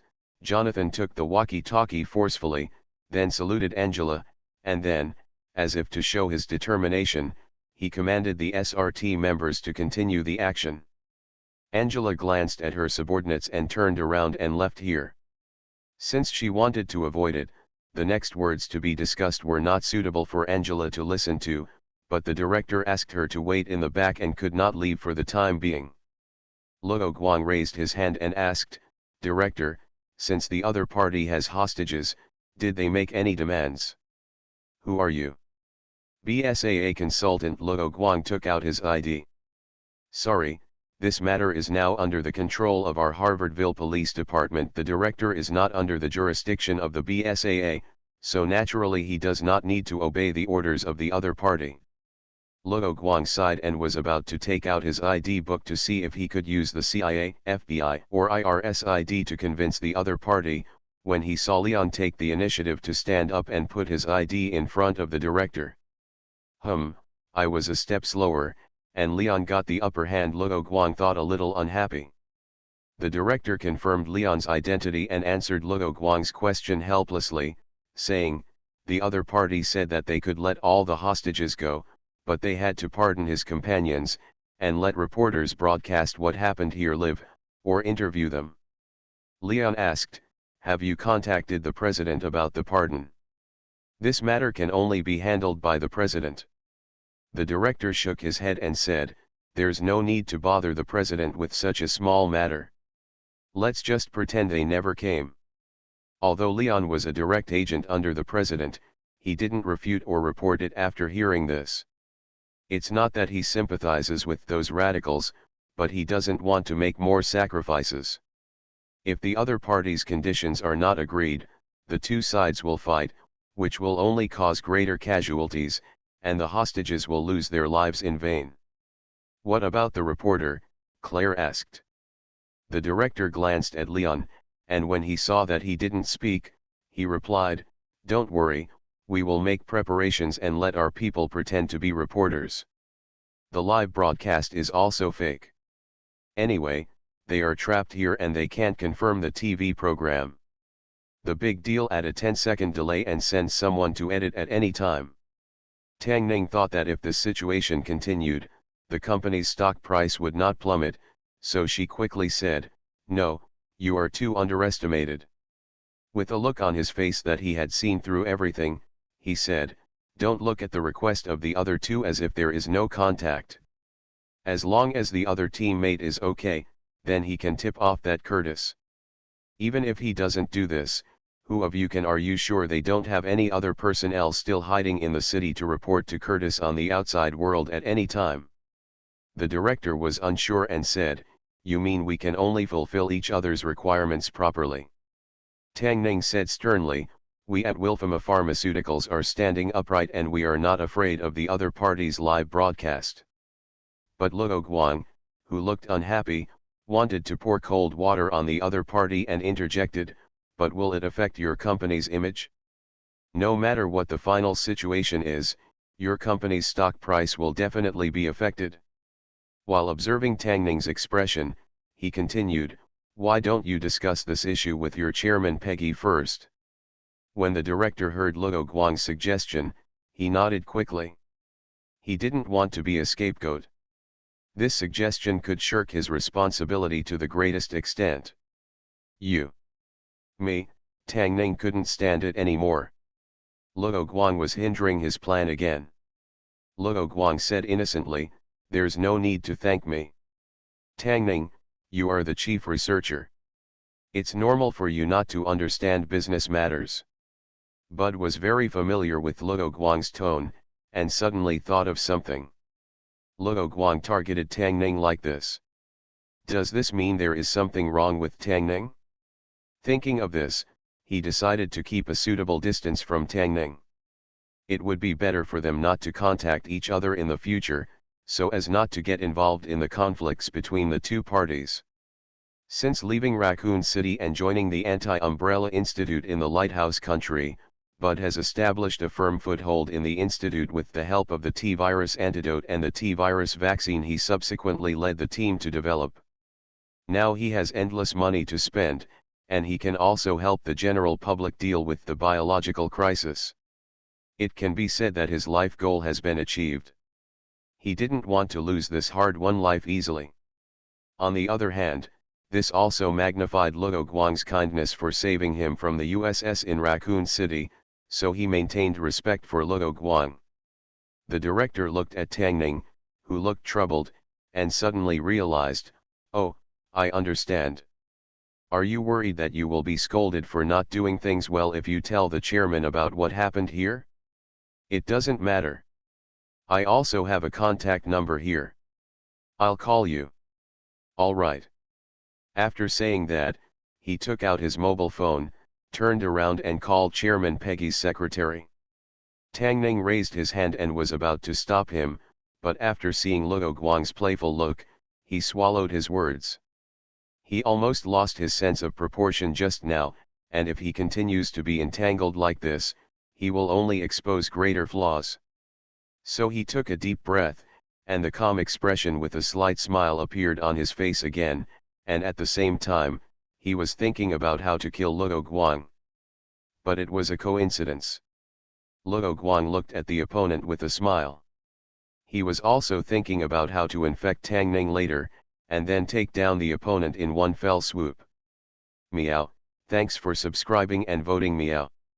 You are listening to Novels at Bless Up channel. Wish you happiness and luck. Please subscribe to receive new novels. How do you feel about this novel? Please like and leave a comment. Evolution begins with Resident Evil. Author, Wei Tong Miao. Chapter 375. Got it, I understand. After explaining the situation, the chief of the Harvardville Police Department contacted Chairman Peggy by phone. Soon, he got the other party's arrangement. According to the chief's previous idea, just conduct a fake live broadcast. Peggy doesn't want the company's stock price to fall, which will cause shareholders to be unhappy and eventually turn into dissatisfaction with her. I hope readers will remember our domain name Taiwan Novel Network rightward arrow. Wilf Pharma Pharmaceuticals has been making various arrangements in Harvardville over the years. Their goal is to turn the city into a city like Raccoon City and Umbrella Corporation, so that the company can control all aspects of the city. As a company, it naturally understands the importance of taking over the news media and controlling public opinion, so the first step of the plan is to take over the news media. So in the eyes of Chairman Peggy, the success rate of the fake news plan is very high. The Lighthouse government is naturally aware of the tricks of Wilf Pharma Pharmaceuticals in Harvardville. But they have the handle of Wilf Pharma Pharmaceuticals, which is easier to control than Umbrella, so it is not a bad idea to give them a handful of sweet dates now. A very simple way to raise a dog. After Chairman Peggy gave the latest instructions to the director, she immediately asked her secretary to contact the news media under their control. After solving these things, she focused on what the director mentioned about Tang Ning. As one of the shareholders, Tang Ning actually seemed to be looking forward to a sharp drop in the company's stock price. She didn't believe that there was no problem. Chairman Peggy was thinking about whether to make a phone call to test it, but in the end she threw the phone back on the table. The information is insufficient now, so let's wait and collect more information. Back to Harvardsville Institute, Curtis and other radicals are still in a stalemate with the J side. In order to maintain their condition, the radicals chose to take turns to rest. Because the cafeteria in the institute has a lot of fresh food and drinking water, they are not afraid of wasting time with the other side. It was the same negotiation expert with a mustache who appeared in front of the blockade of the J side, holding a loudspeaker and shouting, "We agree to your request, but we hope you can release the injured hostages first." Curtis and his team did not think they were terrorists, so they replied and agreed to the other party's request and stated their own request. Some researchers were affected by the explosion and were injured. Although Curtis and his team used the medical supplies in the medical room to bandage their wounds, whether they could survive was up to fate. These hostages were basically unable to move, and they were also a burden to Curtis and his team, and it was difficult to control them, so they asked the J side to take the hostages away. In addition, Curtis had learned a lot about the institute from those researchers, such as the existence of emergency evacuation passages. Although Curtis knew that a group of rats had left the institute through that channel, he was too lazy to chase those who left. As for the possibility that the J side might use those emergency passages to trap them, it was not high. Because the surface exit of the emergency evacuation passage is not in the institute, and the only way to get back to the first floor where they are now from the underground research area is the central elevator. Now that the central elevator has stopped operating, he only needs to send 2 people to guard it and attack from a high position, and the J party will not be able to break in. This is not the most useful information Curtis has obtained, but he knows that he has been used by the guy codenamed Insider. The other party is not a righteous person who hopes for world peace and solves the biochemical crisis problem, but just another ambitious person. Because the inner ghost must know that as long as an accident occurs in the institute, the biochemical virus stored inside will be destroyed, so he will be assured that he and others will attack the institute. Others also know that the situation is in a state of confusion about the next step, but Curtis stood up in time to comfort everyone, saying that he still has a way to expose the horror of the biochemical virus. In a place where his teammates can't see, Curtis sat on the ground, put down his weapon, and took out a syringe from his coat. Now it seems that this is the real purpose of the other party, not the backup means mentioned in the message sent by the other party to him. So, knowing that this was a trap set by the other party, would he still inject the biochemical virus? Was he really going to use his life to tell the world the horror of the biochemical virus? He could not predict whether he could wake up the people watching the live broadcast after he mutated into a monster. Curtis, one of his close comrades, came over and said, "I decided to stay." "No, Joanna, our mission failed. We don't need to sacrifice anyone else, Curtis said with his back to the other party. The other party shook his head. Not only me, but Frankie and the others all chose to stay. What? Curtis put away the syringe and stood up, turning around to ask, why? The other party has agreed to our request. You are still alive, why? The other party kissed Curtis before he finished speaking, without entanglement, and the two quickly separated their lips. Joanna said, the other party did not bring the president's pardon, but it is not safe to just verbally agree, and do you think that if we lay down our weapons and turn around and leave, we will not be held accountable by those people? Will they not shoot us from the back to silence us? Curtis, we people have nothing left, no family waiting for us, not even a place to call home. Even if the other party does not hold us accountable, we will not be able to return to our normal lives? Do you want us to live like those zombies? When we decided to go with you on this crazy plan, we had no intention of surviving. You. Curtis was a little at a loss.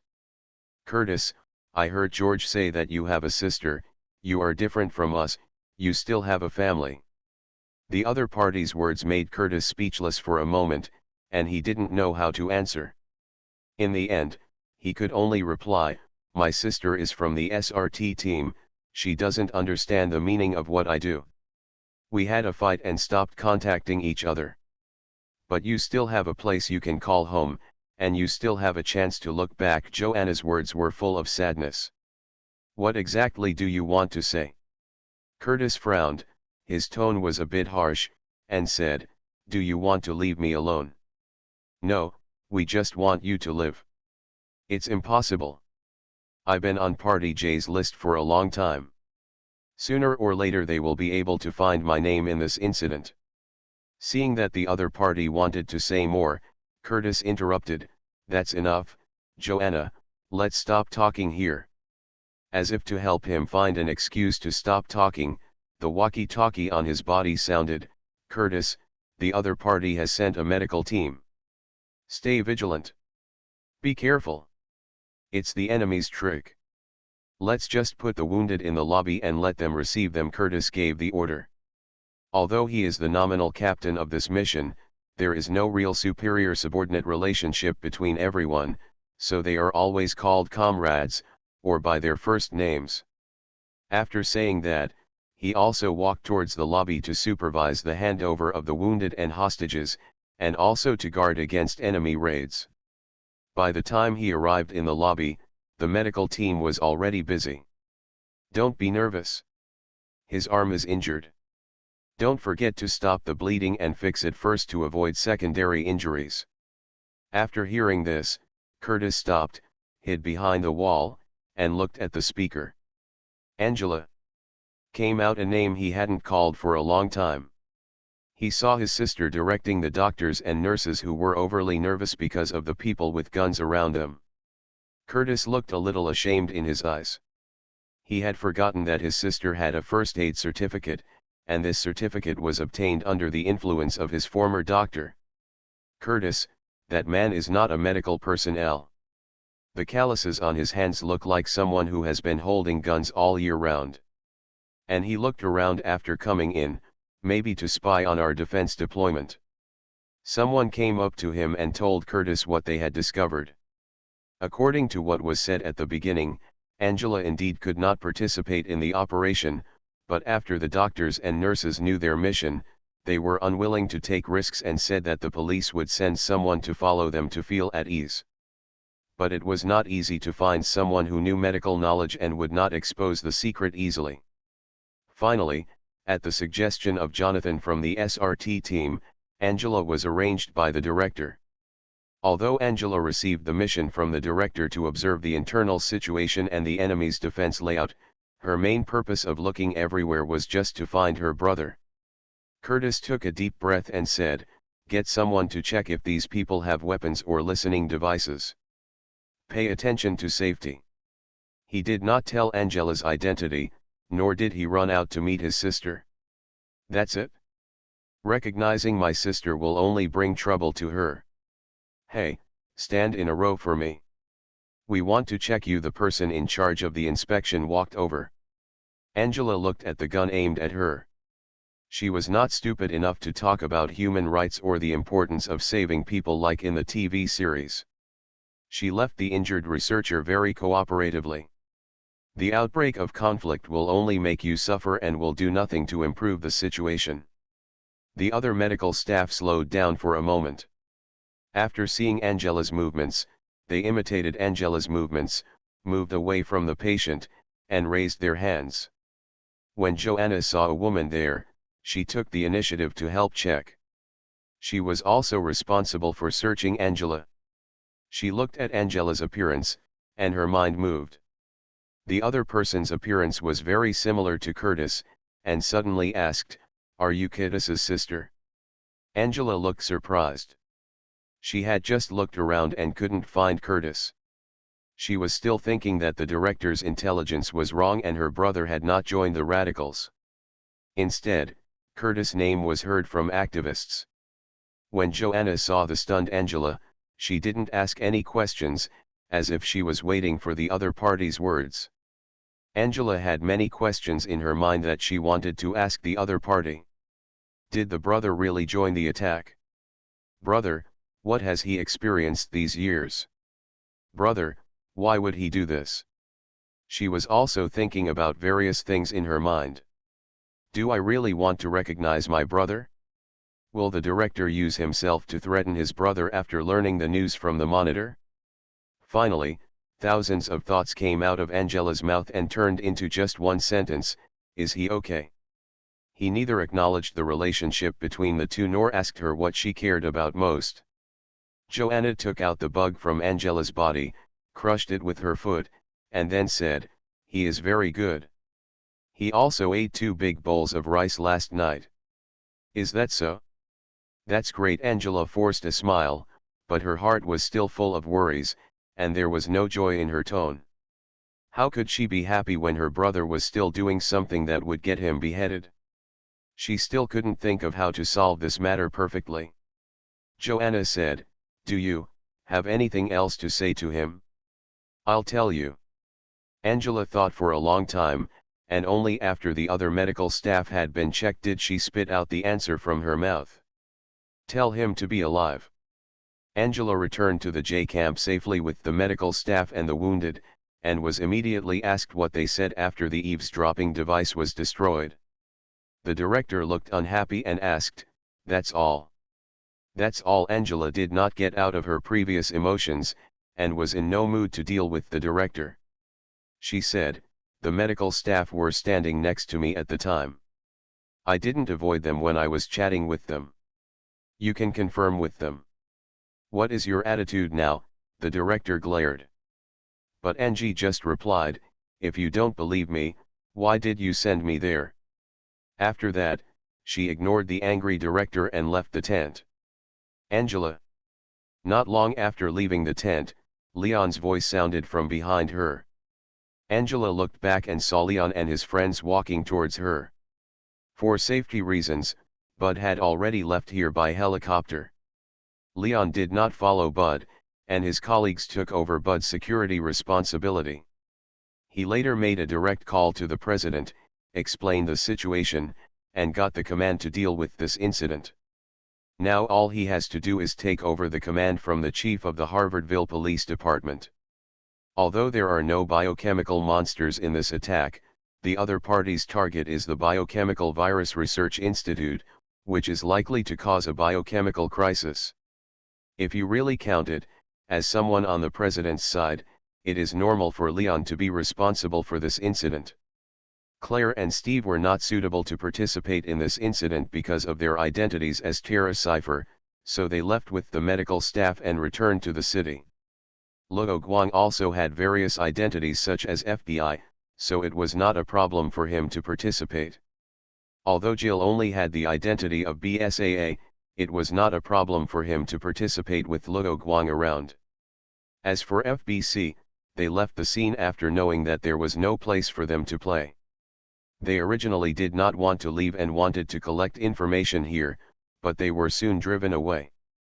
The two of them did not hesitate. After reporting the situation to their superiors, Morgan ordered them to withdraw. Anyway, they could find the report of the incident later. Although the T virus and G virus were involved, the viruses in the institute were destroyed. Recently, FBC and a pharmaceutical company have entered into a new cooperation and are preparing to jointly study an unknown virus extracted from deep-sea fish, so he has no time to study that outdated biochemical virus. As for Tang Ning, he is still staying in this camp. Luo Guang was able to get him out of his sight because he had made him reform. After this incident, he planned to take people to wipe out Tang Ning and the people behind him. Meow, thanks for your votes and subscriptions. I have something to say, maybe I will post it in the comments section in the next few days. Evolution begins with Resident Evil. Author, Wei Tong Miao. Chapter 376. Angela. After Leon called Angela, he told her not to leave in a hurry, and then he walked into the tent, command center, where the director was. Luo Guang and Jill did not follow him in. Under Jill's gaze, Luo Guang took the initiative to talk to Angela and asked, "Do you know Leon?" Angela nodded and said, "Yes, I have dealt with the biochemical crisis incident at Harvard Wells Airport with Leon before, and it was Leon who taught us how to deal with the biochemical crisis incident." Luo Guang asked, "I see. By the way, do you want to save your brother?" He suddenly asked this question because he knew about Curtis Miller's existence from the previous conversation between the director and Angela, combined with some things he learned from Tang Ning. If the world line did not change, the result of this incident would be that Angela's brother would inject himself with the G virus, then turn into a G monster, and finally be solved by Leon.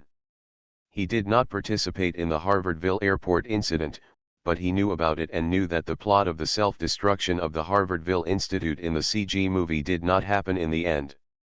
Luo Guang thought at first that the incident was over, and that it was his arrival in this world that changed Kittis's fate. But in the end, the incident still happened, and the scale of Kittis's attack was much larger than in the CG movie. The most important point is that according to Kittis's current location, it seems difficult to use the Institute's self-destruction system to completely solve the difficult G-virus biochemical monster. The CG movie deterioration incident was indeed affected by Luo Guang's travel, but after all, he did not specifically change the direction of the incident, so the incident was not over, and it finally developed to this point. There are many influencing factors, including Nicola's accidental death in Raccoon City, which made Spencer lose a pair of eyes to confirm the world's situation, causing Spencer to judge the world's situation too optimistically, so there was a series of measures such as the Umbrella Company's rebirth plan. Umbrella Company created the court incident, which made the Lighthouse Country pay more attention to the biochemical crisis than the Lighthouse Country in the game. The Lighthouse Nation also took this opportunity to spread the Raccoon City problem through public opinion and put all the blame on Umbrella, without having to hide the truth of Raccoon City. After that, the pilot of the Red Claws and the establishment of the GIMZ, and the early emergence of various anti-biochemical crisis organizations all affected Kittis's life trajectory. Because Umbrella was destroyed in advance, Curtis was not completely occupied by hatred, and he also understood that there is strength in numbers and that one person alone cannot solve the source of the biochemical crisis. Therefore, he did not take the path of a lone hero who fought against Wilf Pharma Pharmaceuticals alone. Perhaps, if Curtis had successfully joined the GIMZ when he submitted his resume, his fate would have really changed. According to what Tang Ning told Luo Guang and others in the emergency evacuation passage, the biochemical virus in the research institute has been automatically destroyed by the system, and the virus samples being studied have also been destroyed on the spot by those researchers.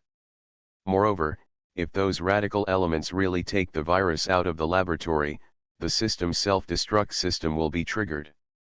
Therefore, those radicals should not be able to get the T virus or G virus from the Harvard Wells Institute. But after sending Claire and others away, Tang Ning voluntarily told Luo Guang some more important information about Jill and Leon. He was the direct investor who funded Curtis's attack. He was also the one who gave Curtis a G-virus sample syringe so that they could give him an injection when necessary and show the horror of the biochemical virus in front of the live TV. He could then use the monitoring equipment of the Institute to record the combat data of the G-monster and use it for marketing. Luo Guang then asked Tang Ning which other forces were related to this matter, and the other party answered a name Sanlian Pharmaceutical Company. This time when asking Tang Ning for information, Luo Guang did not avoid Leon and Jill, because since he was ready to step forward, he naturally had to unite all the helpers that could be united. Claire did not like fighting and basically worked for Terra Sephiroth, and Steve did not look like someone who could keep secrets, so Luo Guang did not let them participate in this small team for the time being. Jill and Leon did not ask what means Luo Guang used to make Tang Ning reform, because they believed that Luo Guang was not a bad person, and that was enough. Back to the incident at Harvard Wells Institute. Luo Guang asked if the other party wanted to save Curtis's life, mainly because he did not want the G-monster to appear, so he wanted to collect some information from Curtis's sister in advance. Tang Ning only gave one G-virus syringe to Curtis. As long as he approached Curtis, he would be sure to take the G-virus syringe from Curtis, and then it would be much easier to capture or eliminate the remaining radical elements. This was just a precautionary measure, and it did not mean that Luo Guang could not beat the G-monster. Even if his ability was not exposed, as long as he prepared a large amount of weapons and ammunition for him, Luo Guang would be sure to solve the G-monster, but he could not guarantee that there would be no sacrifices among the people around him. Angela looked at Luo Guang in surprise and asked, "What do you mean?" She did not understand why the other party asked this question when they were not related to each other. And judging from the eyes of the women around him, the other party should not want to chat up. Luo Guang did not answer Angela's question, but asked, "Do you think your brother will surrender if you persuade him?" Angela knew that the other party was Leon's friend, so she did not hide it and said, "My brother will not change what he has determined." Although she had no evidence, from the current situation, it seems that the other party will not give up until he achieves his goal. This is also in line with Luo Guang's guess. Knowing that the virus in the Institute is gone, Curtis still insisted on the original plan. This is the posture of not giving up until the goal is achieved. Angela said, "Not only my brother, when I pretended to be a medical staff to investigate the situation before, I found that those radicals probably had a death wish in their hearts, and there was only hatred and numbness in their eyes." Except for the woman who asked her questions, Angela only saw something different in her eyes. Hope, begging, or other emotions. Angela's identity as an SRT team prevented her from asking the other party. However, this kind of information obtained from the eyes cannot be used as evidence, so she did not say it to affect Luo Guang's judgment. Luo Guang thought for a while and asked what he wanted to know: "How many hostages are there? Do you know the specific location? Are there any guards?" If the other side has no hostages, Luo Guang can rush in and shoot each of the other side to weaken their attack ability, and then the police can just follow up. Angela couldn't give Luo Guang a specific answer, so she could only reply, "When I went to pick up the wounded, they had already moved them to the lobby, so I don't know the specific situation." Then, she continued, "I asked these wounded on the way back, and they didn't see the surrendered security guards, so they didn't know which room they were locked in, and they didn't know if there were any guards." Jill touched his chin, thought for a while, and said, "Then why do they know that there is no one guarding when they are locked up?" "Because these wounded are treated like this." Angela shook her head and replied. Luo Guang followed up with a sentence, saying, "It will be troublesome if you don't know the location of the hostages." He looked around, and the surroundings were cleaned very cleanly, and it was impossible to find a mouse. As long as there is a mouse, he can use the Shinra virus to control it, and then use the mouse's eyes to find the location of the hostage. Cockroaches are easy to find, but Luo Guang was a southerner before he traveled through time. Cockroaches are too hateful. He will feel physically uncomfortable, and the intelligence of this creature cannot accept Luo Guang's instructions. Such a place without a mouse is not common, but Luo Guang decided to ask Hong Huang to develop a mini drone that he can carry with him after returning. Luo Guang also thought of the name of the container for this mini drone, which is called Beehive. Later, he will equip the Caucasus secret base with an enhanced version of the drone, and give the secret base a code name of Mother Nest. Just as Luo Guang was thinking about countermeasures, the director and Leon came out. After the two shook hands in a friendly manner, the director temporarily left to inform his subordinates to change the command. Although he had told his subordinates through the radio, in order to ensure that his subordinates worked diligently, he decided to go there in person to support Leon.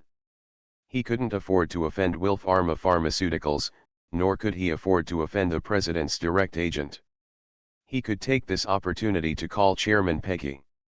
"Have you completed the handover?" Jill asked. "Did that pot-bellied guy make things difficult for you?" Leon shook his head and said, "No, he was eager to throw the leadership position to someone else."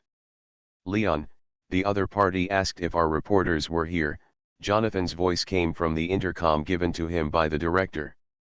Leon became his superior for a while, which made Jonathan a little uncomfortable, so he still called him by his name when contacting him. "Well? Shouldn't we discuss how to pardon them now?" Leon, who had just taken over the command, asked. Jonathan knew that the other party had just taken over, so he answered directly, "The other party said they don't need pardons." This is not good news, and it often means that the enemy is going to fight to the death. "I see. Ask the negotiation expert to ask the other party which news media they need and delay the time as much as possible." After Leon finished speaking, Luo Guang said, "Leon, contact Wilf Pharma Pharmaceuticals and ask them to provide the internal video of the institute to confirm the location of the hostages." "You want to raid the institute?" Leon immediately thought of what Luo Guang was going to do, but he said worriedly, "The other party is not a biochemical monster. Bullets don't have eyes. It's too dangerous for you or the SRT team to do these things." Gil nodded and agreed with Leon.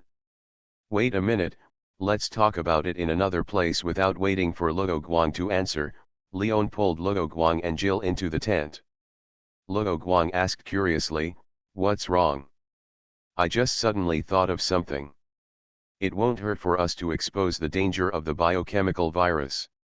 When Luo Guang heard what Leon said, he understood that the other party wanted to take this opportunity to deliberately create a small biochemical crisis incident, so as to achieve the purpose of promoting the necessity of anti-biochemical crisis. The current president does not pay enough attention to the biochemical crisis, so Leon wants to take this opportunity to make the president take it seriously. He feels anxious because of his different attitude towards the biochemical crisis from former President Graham. Based on the game content and his current research on the Ancestor virus series, Luo Guang told the situation about the G virus monster and said, "I'm worried that the final situation will become very troublesome." Leon's impression of William G was not as deep as Claire's. In his eyes, it was just a matter of sticking a steel pipe in his eyeballs, which was far less troublesome than the trouble the tyrant had brought to him. If Claire were here, she would definitely agree with Luo Guang. After hearing what the other party said, Leon thought for a moment and said, "Is it just trouble? If you are prepared, are you confident that you can solve the problem? Zombies in this world don't ignore the law of conservation of energy like in games, so if the energy intake of G monsters can be limited, Luo Guang will be confident to solve the problem." Leon planned to rely on Luo Guang's ability to kill two birds with one stone, not only solving the incident, but also allowing the president to re-examine the biohazard incident. He has a mysterious confidence in Luo Guang. Jill also believed in Luo Guang, but she didn't want Luo Guang to take risks. Leon saw Luo Guang nod confidently, but then he heard Luo Guang's words, "You know I don't want to be famous, and Leon, your idea is wrong. Objectively speaking, you are creating a biological crisis. There are no benefits to being famous, and it is inconvenient to cause trouble in secret. His desire to step onto the stage does not mean that he wants to be the anti-biochemical star of the world, but that he will use the world as a chessboard and appear as a chess player. Leon was slightly startled when he heard the second half of Luo Guang's words, and then he couldn't help but break out in a cold sweat behind him. Are you possessed? Why did you come up with this method? He couldn't help but think about it. Seeing the sudden panic on Leon's face, Luo Guang probably understood that something was wrong with Leon's mentality. So he comforted, Leon, the current president is not President Graham. Whether he attaches great importance to the biological crisis will not change because of this incident. He is not responsible for the common people of the lighthouse country, but for pushing him to power. Leon looked unwilling and said, so what's your opinion? He does not want to wait for the next president to take biohazard seriously before continuing to develop anti-biohazard things. Now that he's out of surveillance and in the Secret Service. Naturally, he is not willing to fight alone, and wants to form a professional anti-biochemical department in the Secret Service, just like Chris and the others, who have a professional team under their command. Perhaps it was because he had been trying to find a way to achieve this that Leon, who had been rejected by the president once before, became obsessed. The short-term goal is to form an anti-biohazard force dedicated to the president. After speaking, Luo Guang wrote a phone call to Leon. This man's name is Bruce McGibbon, Atlantic Institute Incident, who used to be an anti-umbrella pursuit team.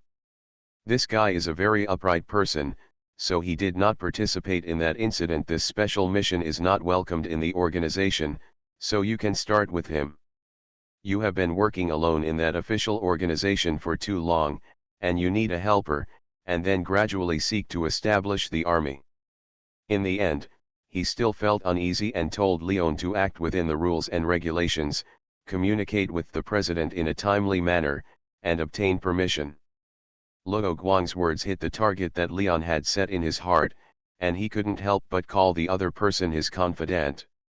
He was too anxious now, but he ignored the fact that he was still alone in the organization. Leon nodded and recalled that Chris and the others had gone through many days before they founded BSAA, and it did not happen overnight. First, they had to find like-minded people within the organization. Having figured it out, Leon felt relaxed all over and expressed his gratitude to Luo Guang. Seeing that Luo Guang and Leon had finished speaking, Gil clapped his hands and drew their attention to him. Meow, thanks for subscribing and voting meow. Evolution begins with Resident Evil. Author, Wei Tong Meow. Chapter 377. After seeing the two people focusing on him, Jill said, you are all talking about side topics. Now, do you think of a solution to the problem at the Institute? She was also thinking about it, but couldn't think of a good way yet, so she planned to discuss it together. How could Luo Guang forget this? He had already thought of a preliminary plan, otherwise he wouldn't have talked about asking Wilf Pharma Company to find computer system permissions. He was just brought in by Leon to discuss whether he could kill two birds with one stone. So he replied seriously, I have a preliminary plan. I will go directly to Curtis to talk to see if I can persuade him to give up injecting the G virus. If not, if I are close enough to the other party, it's not a problem to take down Curtis directly. Since the problem cannot be solved through normal means, the only option is to use force. He continued, then, you ask Will Farmer Pharmaceuticals to get the Institute's system permissions, and ask them to synchronize the internal monitoring of Harvard's Weil Institute to see if they can confirm the location of the hostages and the real-time location of the militants. With Luo Guang's preliminary plan, the three of them immediately started taking action after discussing the details of the mission. As soon as the three of them left the tent, Angela stopped Leon and anxiously asked them about their next plan. Leon looked at Luo Guang, but Luo Guang said that he could just make his own decision. Although Angela's overall fighting performance in the movie is average, she still survived the dangerous Resident Evil incident with a righteous heart. Not many people have experience in Resident Evil incidents. With a little bit of the protagonist's halo, she might be able to join Luo Guang's next team in the future, but Luo Guang has not had any contact with Angela, and he plans to observe more. Leon finally decided to tell Angela their plan, and after hearing the general plan, Angela said, "I want to participate too. It will be easier for me to get close to my brother if I follow." Luo Guang was not surprised by Angela's request, but he still replied, "No need, I don't want to be distracted from protecting you when the time comes." He was surrounded by enemies alone and had no energy to protect Angela. Although his main purpose of going this time was to persuade the other party rather than to fight, there was always the possibility of a fight. After all, I am from SRT, not a soft-footed shrimp. Angela wanted to persuade Luo Guang. Luo Guang interrupted, "Sorry, I can't let you take risks. Why not help me from another aspect, for example, do you know the purpose of your brothers doing this?" Angela closed her slightly parted lips, and after struggling for a while, she said, "Curtis is trying to make people understand the horror of biochemical viruses, so as to prevent those companies from continuing to research biochemical viruses." Although Umbrella is gone, Curtis still maintains his distrust of those pharmaceutical companies. He didn't want those companies to build research institutes around the city. First, he hoped that humans could directly eliminate the virus.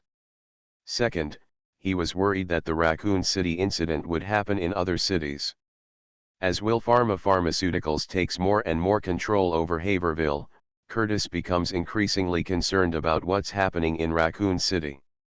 This city not only has hundreds of thousands of residents, but also his last relative, Angela Miller.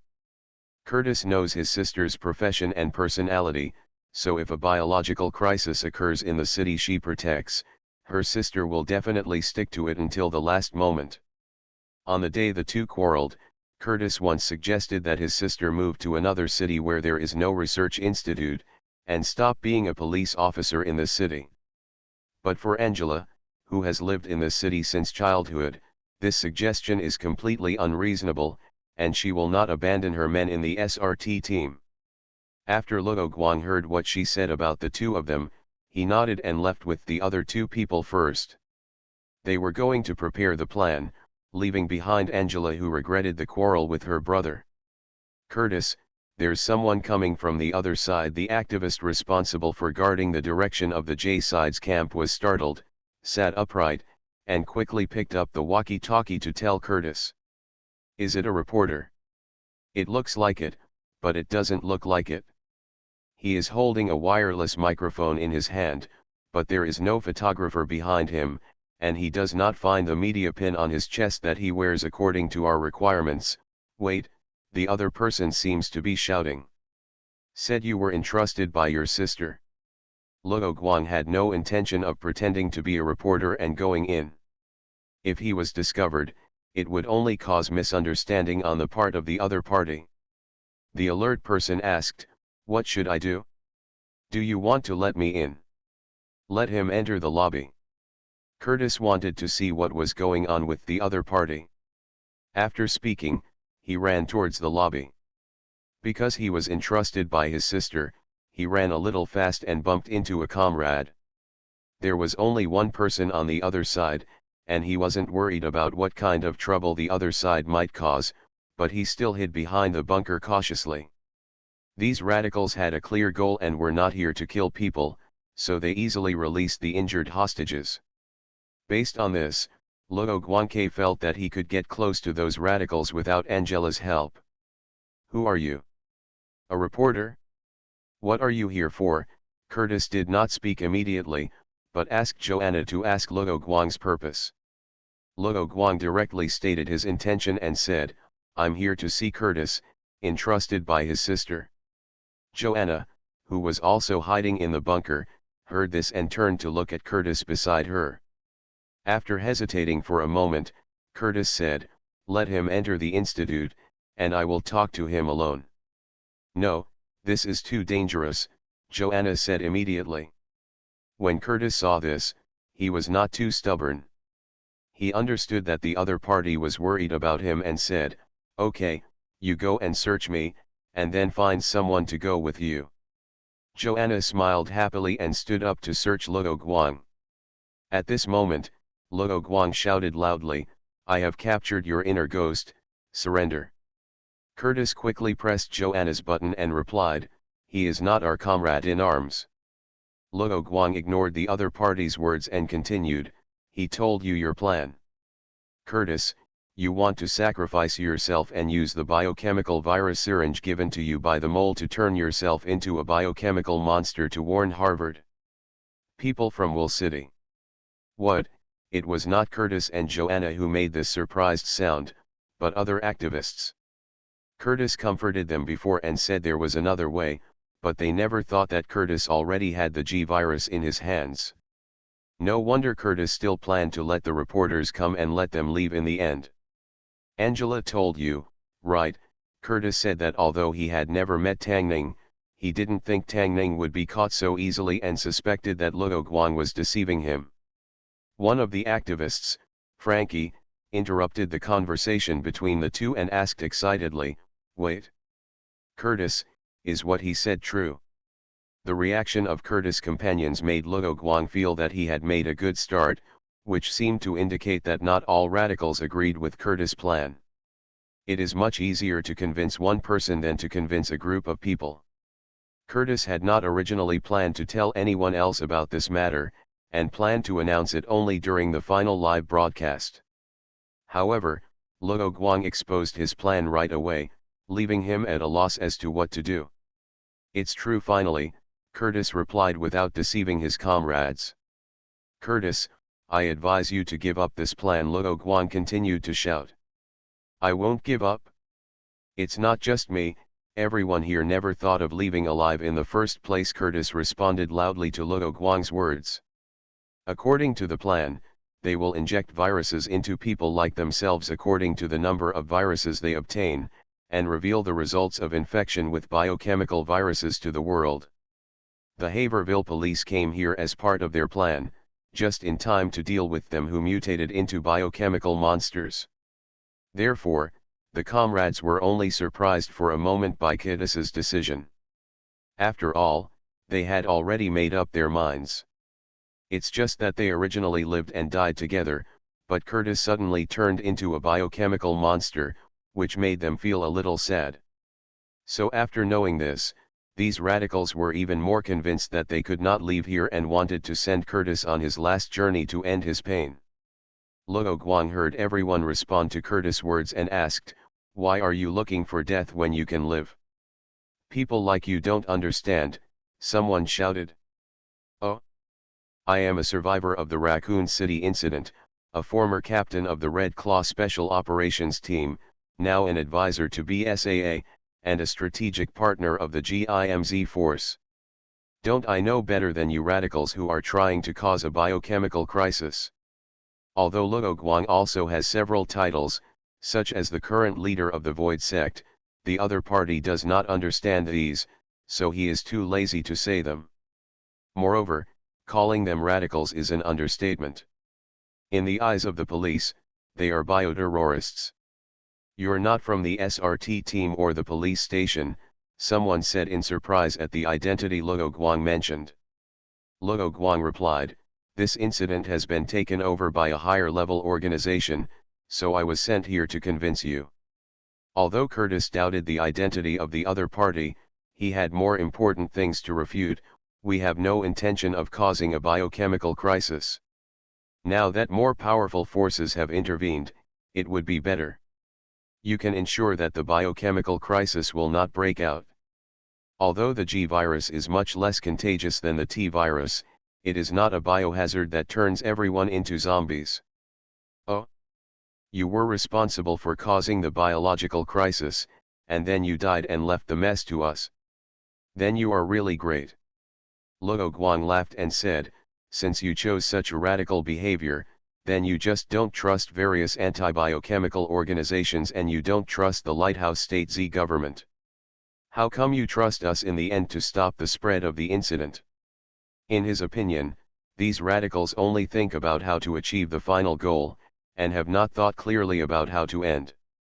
But that's right, they are all dead and there really is no need to worry about them. Curtis was speechless by Luo Guang, and no one else could think of anything to refute for a while.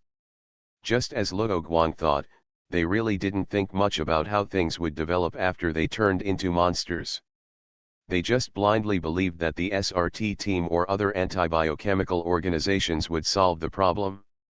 What's the difference between you and those people or companies who deliberately create biohazards? Luo Guang looked around and asked all the radicals here. Joanna stood up from behind the bunker and said loudly, "Of course it's different. We are not trying to rule the world, nor are we trying to make a lot of money. We are just trying to make people understand the dangers of biochemical viruses. It's ridiculous. Are there too many stories about good intentions leading to bad things?" Although the other party was radical, it was not to the point of fanaticism, so Luo Guang decided to be a little tougher and continue to use reason to see if he could convince the other party. He continued, "Perhaps subjectively you have no malicious intent, but objectively you are the ones who created the biochemical crisis. You will only let ordinary people know that it is people like you who caused the biochemical crisis in Harvardville crisis, and those companies that provide vaccines can be their saviors." In Luo Guang's view, their situation is somewhat similar to Lion's just now. They both unconsciously went astray because their inner thoughts could not be expressed. But unlike Leon, the driving force behind Curtis's actions is hatred, so if they are unable to defeat Wolfarmer Pharmaceuticals, they will naturally act more extreme. After Luo Guang finished speaking, the research institute fell into silence. Although their hearts are still full of hatred, most of them originally only wanted to prevent the situation in Raccoon City from happening again, so many people naturally fell into confusion when they heard Luo Guang's words. Luo Guang worked harder and continued, "Also, have you just connected every village to the internet? Under the leadership of the United Nations, BSAA and TRSF are already carrying out biohazard publicity and education activities. This is the right way. Curtis and the others are not connected to the internet, but they focus on the completion of the Harvard-Weil Institute. They have not paid attention to international news recently, and this kind of information is not as attractive as biohazard incidents, entertainment news, etc. eyeballs, so there are not many reports on anti-biochemical propaganda." Curtis was silent for a while, then stood up under the gaze of all his comrades, looked around at his comrades, and asked, "Did we really do something wrong?" "I don't know." Joanna was the first to answer Curtis. The others did not answer and remained silent, looking at Curtis as if they had given him the choice and let him make the final decision for them. But remaining silent at least shows one thing, that is, most of them have doubts about what they are doing. With the answer, Curtis reached into his arms and thought about taking out the G-virus syringe and handing it to Luo Guang for destruction. However, the syringe he took out from his windbreaker pocket did not contain purple virus-containing liquid, and the liquid inside disappeared. Hey, you won't inject the G-virus into other containers, right?" Luo Guang didn't expect that he succeeded in persuading him, but something went wrong in the last step. Tang Ning was greedy for money and cared about life, and his willpower was not strong enough to resist his own control, so he thought it was Curtis who used the syringe. But Curtis was also surprised and said quickly, "It's not us. When I checked before, there was purple virus liquid in the syringe. Meow, I've been so sleepy today. I can't finish chapter 2. You are listening to Novels at Bless Up channel. Wish you happiness and luck. Please subscribe to receive new novels. How do you feel about this novel? Please like and leave a comment. Evolution begins with Resident Evil. Author, Wei Tongmiao. Chapter 378. My name is Frederick Oberding, and I am Curtis's comrade in arms. Taiwan Novel Network Rightward Arrow. In my opinion, Curtis and his people should be called conservatives. Their actions this time are not radical. Sacrifice is inevitable. Worrying about sacrifice will only make their own sacrifice meaningless. Of course, it doesn't matter which faction, as long as I can achieve my goal. Only a serious enough biochemical crisis can wake up those who pretend to be asleep, and let those who are indifferent to it understand my own pain. Curtis is wrong to reduce the scale of the biochemical crisis. Obviously, there is already a G virus. Why do we still attack the Institute? After the virus was directly injected in Harvardville, those reporters naturally swarmed in like flies staring at the cake, and those citizens who supported the establishment of the Institute around the city would also understand what kind of horror they supported. There was no need for them to take the initiative to negotiate with the J side like they were doing now, and they didn't even know that they were being delayed by the other party. Frederick knew that Curtis had the G virus, not because he overheard or saw what Curtis said. Instead, someone had told him about it a long time ago, but everyone basically acted together, so he didn't have the opportunity to take action. The person who contacted him was from Trinity, and the other party's purpose was not to ensure Tang Ning's plan, but to prepare for their own company's plan. The plan was to acquire and merge Wilf Pharma Pharmaceuticals. Although Wilf Pharma Pharmaceuticals seemed to be supporting the Lighthouse Country and wanted to become the second umbrella company and create the second Raccoon City, in the Global Pharmaceutical Federation, Wilf Pharma Pharmaceuticals was the weakest. So Trinity planned to take this opportunity to suppress Wilf Pharma Pharmaceuticals and finally achieve the goal of embezzling and acquiring the other party's assets, naturally including the sphere of influence that Wilf Pharma Pharmaceuticals was building in Harvardville. Wilf Pharma Pharmaceuticals took the blame, and the results were reaped by Trinity. What a good deal it seemed. In Tang Ning's opinion, he felt that he was an equal partner with Sanley & Company, but in Sanley & Company's opinion, Tang Ning was just their tool. Frederick now was very similar to Curtis in the CG movie. Hatred had taken over his mind, but unlike Curtis, he still had enough reason to think about how to achieve his plan. When the people from Sanley & Company came to him, he also understood what the other party saw in him, but he didn't care. When he lost everything and walked aimlessly on the street, and saw other people's happiness, his hatred spread to other ordinary people. After entering the lower LV4 research area, he did not find a living virus sample, but he found an empty virus syringe, and the syringe model was the same as the one in Curtis's hand. Then it was a simple move to steal the dragon and replace the phoenix. Frederick replaced the G virus syringe in Curtis' pocket. Curtis thought that other comrades didn't know about this, so naturally he didn't think that the syringe on his body had been targeted.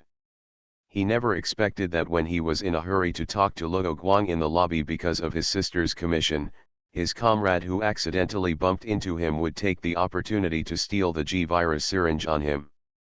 Frederick did not stand up and say anything, nor did he feel like he had won like crazy, and then express his resentment accumulated over the years. In silence, in a place where no one could see, he injected himself with the G virus. After doing all this, he staggered out from behind the bunker, and a syringe fell from his hand and fell to the ground with a crisp sound. These syringes are specially customized and will not be easily broken when they fall to the ground, but it is meaningless. Without saying a word, Luo Guang pulled out the R-9 pistol from his waist and shot Frederick in the head. Before the others even reacted, the gun had already been fired, and Luo Guang immediately retreated after firing and hid behind a thick pillar. Those radicals did not surprise Luo Guang, and after reacting, they raised their guns to look for Luo Guang's figure. Someone noticed where Luo Guang was hiding, raised his gun and shot at Luo Guang's bunker to tell the other party the enemy's position, while shouting, "Why did you kill Frederick?" Curtis didn't have time to feel sad for Frederick's death.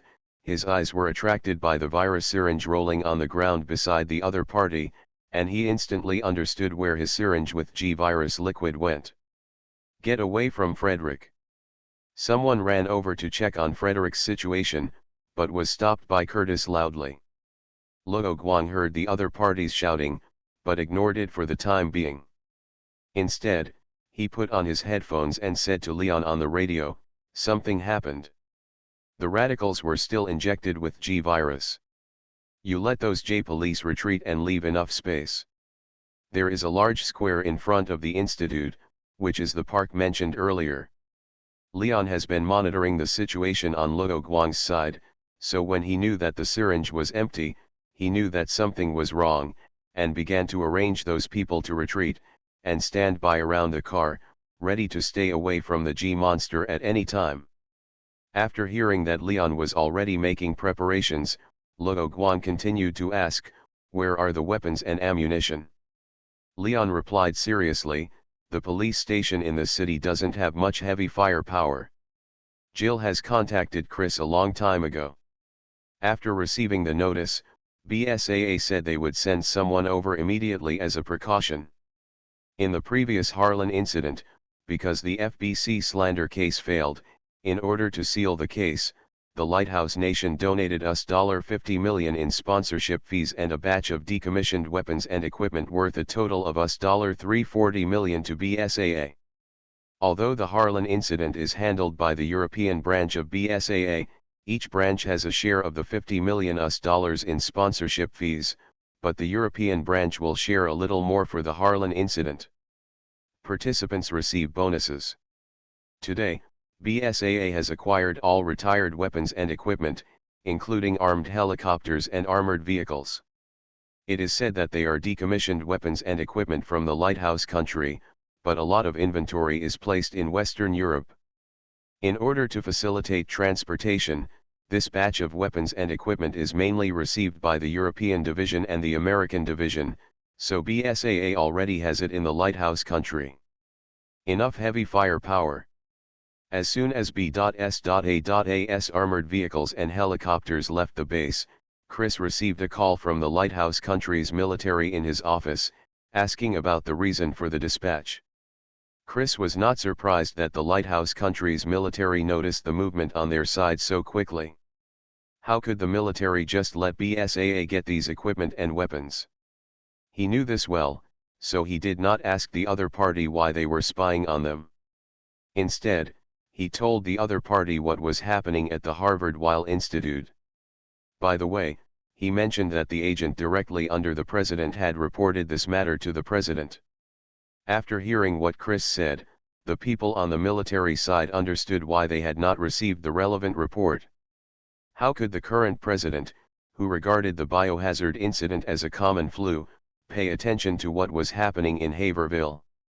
Naturally, he would not rashly dispatch the military just for a flu. "It's not close from BSAA, is it?" He was actually hinting whether he needed help from the military. "It should be in time. Please protect the urban area in advance. You may be needed to help disinfect the scene later," Chris replied. Luo Guang also asked about the arrival time of BSAA. Armored vehicles and other individual heavy weapons may arrive late, but the helicopter should arrive within half an hour. Leon told the other party the general situation. Luo Guang poked his head slightly to confirm the situation on Curtis' side. Frederick, who had been shot in the head by him, had stood up again. A fleshy lump appeared from his neck and covered his head, looking like a big-headed doll. Because Luo Guang shot Frederick on the head in advance, Frederick's consciousness was directly destroyed by Luo Guang. Therefore, unlike G. William, the G-monster that Frederick became was directly in G. William's G3 state. When those radicals saw this posture, they already understood why Luo Guang shot, and they unanimously pointed their guns at Frederick. "Can you quickly put down your weapons and run away?" Luo Guang shouted to the hesitant militants who did not fire. Curtis bit his lip and waved his hand to order, "Shoot. Target biochemical monster Frederick." After speaking, he took the initiative to pick up the weapon in his hand, squeezed the trigger, and sent all the bullets in the magazine into Frederick's body.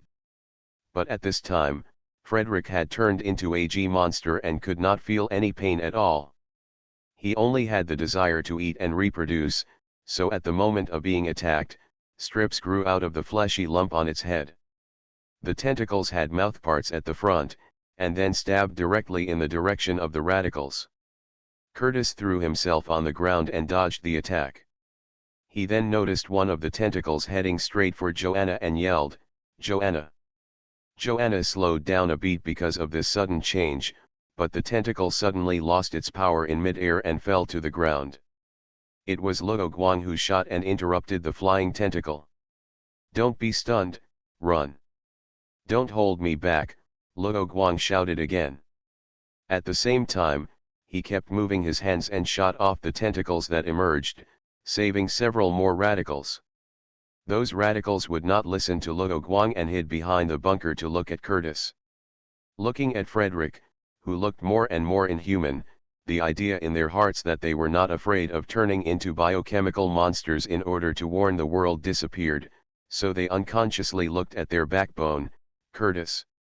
These people were not in the city when the biohazard incident occurred in Raccoon City, and they were completely different from the survivors who actually escaped from the hell of Raccoon City. In fact, radicals like Curtis themselves did not understand the horror of the biological crisis at all, so they came up with a plan that Luo Guang thought was extremely stupid. "Run," Curtis reacted and shouted.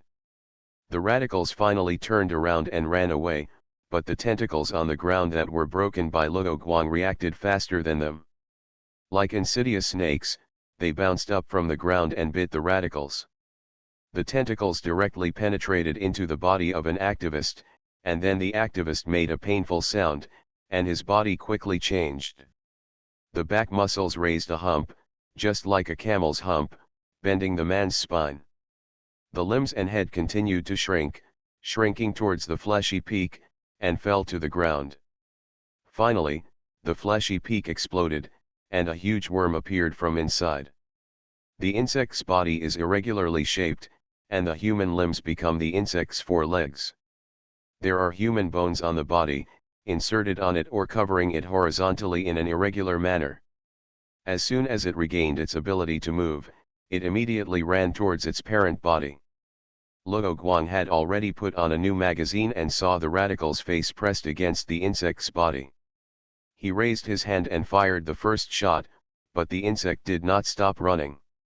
He fired several more times, but because the enemy's weak point was not within his field of vision, the bullets were unable to stop the strange insect's movement. Without saying anything else, Luo Guang immediately used his electromagnetic wave ability to identify the weaknesses in these enemies. But he didn't find any special organs in the monster's body.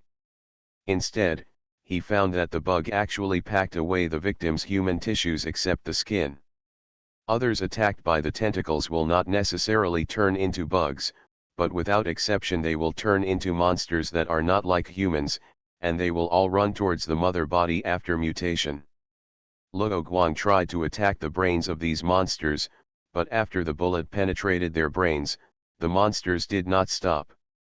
Joanna survived, and Curtis ran directly over when Luo Guang interrupted the tentacle, pulling her away from the G-monster, just in time for the two of them to avoid the tentacle's attack.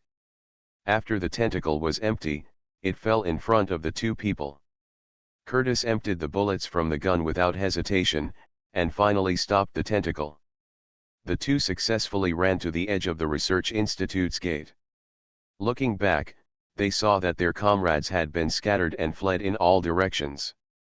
"You should leave quickly." Curtis saw Luo Guang holding a strange pistol and shooting at the G-monster that was fused with other sub-bodies. He quickly shouted, "We don't have heavy firepower weapons and we can't kill each other of. Leave me alone, just run away." Luo Guang didn't bother to look back, so he put on a new magazine and kept attacking the possible weaknesses of the G-monster. He also smashed all the cameras in the lobby to prevent Pharmaceuticals collected G-monster battle data. If changes occur in the research area, the self-destruction program can be used to deal with the G-monster, but there are no such measures in this place, leaving Luo Guang to think about how to solve it. However, Luo Guang still prepared a backup plan, which was to create a targeted virus in the body and inject it into the G-monster as a poison. In fact, if those radicals hadn't killed people, the G-monster would have had much less energy, and it would have been much easier to deal with. But now the G-monster has devoured at least 17 people, which will give the G-monster more energy that can be used for mutation, making it more difficult to deal with. The 9mm bullet had no effect on this G-monster. Accompanied by the gunfire, the monster's body trembled slightly, and soon grew thick arms, and its body was raised to 3 meters. The epidermis peels off naturally, revealing the blood-red and firm muscle tissue underneath. Immediately afterwards, bone spurs and a hump like a hump grew out of its back. The neck completely disappeared, replaced by thick trapezius muscles. A normal-sized head grew above it, with no eyelids and red eyes. After the G-monster could see with its eyes, it immediately stared at Luo Guang, the guy who caused all kinds of pain to it while it was mutating. Luo Guang was not afraid, he raised his hand and fired twice. Almost at the same time, Jill's voice came from his earphones. "I'm here to help. Meow, thanks for subscribing and voting meow." Evolution begins with Resident Evil. Author, Wei Tong Meow. Chapter 379. Luo Guang asked G-monster to take 2 9mm treatment pills for both eyes of G-monster without saying anything. But the enemy did not howl in pain, and the 2 holes with blood flowing looked at Luo Guang. "I'm here to help." Jill's voice came from Luo Guang's headphones, and he also heard the roar of the engine in the headphones. After a while, Luo Guang, who was dealing with G-monster, heard the sound of a car driving at high speed outside the gate of the institute. A SRT special police armored vehicle with thick armor directly broke through the gate of the institute, passed by Luo Guang with the wind, and rushed straight towards the G-monster. In fact, this armored vehicle can be equipped with a machine gun, but it was not installed due to its purpose, so Jill could only use the car to launch a simple collision attack. Just a few seconds before the collision, Jill opened the car door, jumped out of the car with a large bag, rolled on the ground for several circles, and immediately got up and moved away from the enemy's position. The G-monster was not afraid of the nearly 10-ton behemoth, roaring and rushing forward, and was directly knocked to the ground by the high-speed SWAT armored vehicle. The SWAT armored vehicle with a raised chassis, modified bulletproof wheels and off-road tires ran directly over the monster's body, but at this moment, the G-monster suddenly exerted force underground and directly knocked the armored vehicle to the ground. While the enemy was dealing with the impact of the armored vehicle, Jill had already joined Luo Guang, who listened to him and began to distance himself from the G-monster. After the 2 of them joined together, Jill directly took out 2 M7 grenade launchers and a grenade ammunition belt from his big bag. This was the most powerful weapon in the SRT team's warehouse. After this weapon was retired from the Lighthouse Army in 1975, it was decentralized to various SWAT departments for use. Its simple structure can be used to launch non-lethal ammunition such as tear gas to deal with the demonstrators. Now, it can finally play its original nature as a war weapon. Luo Guang and Jill put 2 anti-personnel grenades from the breech into the launch tube, released the safety, pulled the trigger, and the 2 anti-personnel grenades flew towards the G-monster who was standing up. Due to work reasons, the SRT team did not have many anti-personnel grenades, and there were no incendiary grenades that could effectively kill organic bodies, but it was better than nothing. The distance between the 2 and the monster had exceeded the safe distance of the grenade fuse, and the anti-personnel grenade exploded on its body, blowing away a lot of flesh and blood. After firing the grenades, Luo Guang and Jill did not stop, replaced the new anti-personnel grenades, and continued to attack the G-monster. The G-monster protected itself with its arms in front of it. The impact just now caused it to suffer a lot of internal injuries, but it still decided to resist the anti-personnel grenade and rushed towards Luo Guang and the others. The gun is in the bag. After Jill fired this grenade, he picked up the ammunition belt with 4 anti-personnel grenades left and ran away. Luo Guang threw down the grenade launcher, picked up the bag and ran to the other side, avoiding the bull charge of the G-monster. "I'll lead the enemy away first, you get ready." Jill's voice came from the headset, and then another anti-personnel grenade hit the back of the G-monster. Luo Guang saw that the G-monster had been attracted by Jill, so he immediately put down the bag and unzipped it. There were two M401 assault rifles in the bag, one of which was for Jill to use later. M401 assault rifle, then tactical belt, then assault rifle magazine, and finally two Mk3A2 offensive grenades. After this kind of grenade explodes, it does not produce a large number of high-speed shrapnel, projectiles, to kill the enemy like a fragmentation grenade, but uses the shockwave generated by the explosion of explosives to achieve killing and destructive effects. Such performance characteristics are to ensure the safety of the thrower. At the same time, the lethality is far weaker than that of fragmentation grenades, so they are equipped to the SRT team, but there are still not many of them, just symbolically equipped just in case. Jill didn't have many lethal grenades on her, so in order to buy time for Luo Guang, she didn't fire grenades continuously, and only fired a grenade when the G-monster focused on Luo Guang. Luo Guang moved quickly, turned on the safety on the assault rifle, put it on his back, and then said to Jill by radio, "Please leave it next to the water dispenser." "Got it, come and take it." Jill ran all the way, but her breathing was still steady. Luo Guang immediately ran in the direction of Jill, and the two crossed, and he caught the grenade launcher thrown by the other party.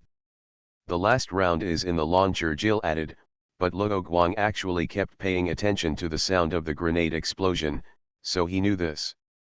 With a grenade launcher in his left hand and a straight knife in his right hand, Luo Guang faced the G-monster head-on, not kiting like Jill. The G-monster used its strong right fist to hit Luo Guang, but he easily avoided it. Before the enemy's next move came, Luo Guang swept his knife across, and with a flash of the knife, the enemy's right arm that attacked him was already broken in half. There is no sword energy in this world, and the straight knife in his hand is so long that he can't cut off the enemy's arm with one knife. However, without the support of the bones, the remaining meat can't let the monster raise its fist again. Luo Guang took the opportunity to go around behind the G-monster and completely cut off the enemy's right arm. The G-monster, who had a broken arm, was just stunned for a moment, and picked up the broken arm with his other hand. He did not put it back to the broken arm, but sent it directly to his chest. His chest suddenly opened to both sides, revealing countless saw teeth inside that wrapped and crushed the broken arm.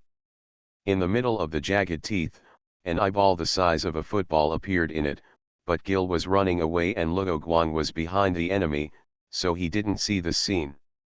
Luo Guang took advantage of the opponent to devour his own body tissue, completely distanced himself, and fired a grenade when he turned around. Then he threw away the grenade launcher that had emptied all the ammunition, put away the knife and took out the assault rifle on his back. The anti-personnel grenade directly cut off a piece of the sarcoma on the back of the G-monster, followed by a round of 5.56 mm bullets. The flesh of the wound on Monster G's back suddenly surged, and a small volcano appeared, followed by a volcano eruption, and a black-red meatball shot out from inside and flew towards Luo Guang. Luo Guang didn't use the knife to chop the meatball, but hid directly behind the bunker. The meatball exploded as soon as it hit the ground, and some tiny bone spurs inside flew out in all directions. At the same time, a pool of acid was left where the meatball landed. Luo Guang immediately told Gil about the situation, turned to look at the G-monster, and found that its broken arm had not been repaired. Instead, its back was bulging a little, and two more meat bullet muzzles appeared, which straightened the waist again. "Bend it down." "Copy that, I'm ready." Corresponding to Gil's words, there was a series of shots from assault rifles. On the periphery, Leon asked the SRT team to arrest Curtis and the other escaped radicals, and then directed everyone to retreat. At the same time, he gave the police some knowledge about the horrors of the G-virus monster. Then he picked up the telescope and looked at the situation inside the institute. He saw that Luo Guang and Gil had stabilized the enemy and let the enemy circle in the lobby. He was wondering if he should join them and help Luo Guang and the two share the pressure, when the director hurried over. What happened? Leon asked proactively. The director held his knees, panting, and said, "No, no, it's the people from the Wilpharma Pharmaceutical Company branch. They received the order from their superiors, but you just issued a blockade order, so they can't come in." This is Chairman Page's phone number. As he said that, he raised his cell phone with both hands and handed it to Leon. Although Leon is an airborne leader, the person standing behind him is the president. Therefore, even if the person responsible for the blockade is bribed by Wilpharma Pharmaceutical Company, he does not dare to let him go easily. The problem now is that he basically has no subordinates he can trust. Angela and his SRT team are not familiar with each other. They only performed a mission together, so they don't have a deep friendship. Leon took the phone directly without any pretense. Without waiting for the other party to speak, he asked directly, "How many people are here in your company? Do you have anything to deal with those biochemical monsters?" "Biological monster? What's going on now?" Chairman Peggy replied. After Leon briefly explained the situation, she replied, "We sent 2 system engineers and 2 bodyguards over. According to what you said, they will help rescue the hostages and people trapped in the research area. The researchers in the institute are all the treasures of their company. There are also many experienced people who have switched jobs from Umbrella Company, so there must be no mistakes. Okay, I will arrange for the SRT team to go over and help them enter the institute from the emergency passage." Leon continued, "What about my second question?" Even though Leon's identity is just an agent, Chairman Peggy doesn't dare to offend the other party. This is the sad thing about Wilpharma Pharmaceutical Company now. "Sorry, there's nothing we can do now. You haven't found anything from your research on the G virus." Leon pretended to be displeased and wanted to put pressure on the other party to see if he could squeeze out some information. Of course, Chairman Peggy would not be exposed by a young man with a slight deceit. Her tone was a little uneasy and helpless, and she said, "Sorry, it hasn't been long since we got the G virus, and we haven't gained much yet. It seems that your company's R/U0026D capabilities are not yet ready." Leon continued, "The situation is urgent now. If you can't do it, you can only ask your researchers to cooperate with our research institute." As soon as these words came out, Peggy immediately frowned. The other party seemed to want to take this opportunity to plunder her company's scientific research talents and research materials, but she did not believe that a direct agent of the other party had the power to make this decision. The current president doesn't care about biohazards, so naturally he won't make such a decision. So is this Lion's own decision, or is there someone else instigating him behind his back? Peggy had to think about this question, but she did not leave Leon alone and replied, "I did not receive relevant information here. Maybe after rescuing the researchers from the Harvard Weil Institute, we can ask them." "You only have the G virus in this research institute." Leon didn't quite believe this. Peggy replied, "We worked very hard to find the sellers of the G virus from the black market. We don't have many samples, so they are all concentrated at the Harvard Weil Institute." As she said that, she suddenly thought of something. "By the way, where's Tangning? If anyone in our company knows the G virus best, it's him." The battle in the lobby continues. The meat grenades mutated from the G monster kept spraying out, causing some trouble for Luo Guang and Jill. Jill didn't dare to test the law. Although she was wearing the improved combat suit given by her boyfriend, which improved her defense, the suit was not fully covered after all, and there was still the possibility of infection with the G virus, so it was better to be careful. Speaking of the problem of infection, Jill's virus in her body is a special version of the Shinra virus. It was a version that mutated according to her own situation after Luo Guang's genetic factors entered her body. If the Shinra virus in Luo Guang's body can bring him physical enhancement and various skills, then the Shinra virus in Jill's body brings her, in addition to improving her physical ability, almost invincible immunity to various biochemical viruses, parasites, or fungi. In case of encountering some viruses that are more aggressive than the Shinra virus, Luo Guang still has to solve them manually, but for Jill, it is like drinking water, and it can't break her immune system at all. Immunity to all poisons and staying healthy is the simplest interpretation of this ability. It doesn't seem like a big deal, but it's the most suitable ability for Jill, who wanders around in various biochemical crisis events. "This monster is too troublesome," Jill said unhappily while hiding behind the bunker. After so many things, she is not panicked at all when facing the G-monster now, but just feels troublesome. Luo Guang didn't hide, and said while running, "I'm responsible for the attack. Jill, look at the enemy's weakness."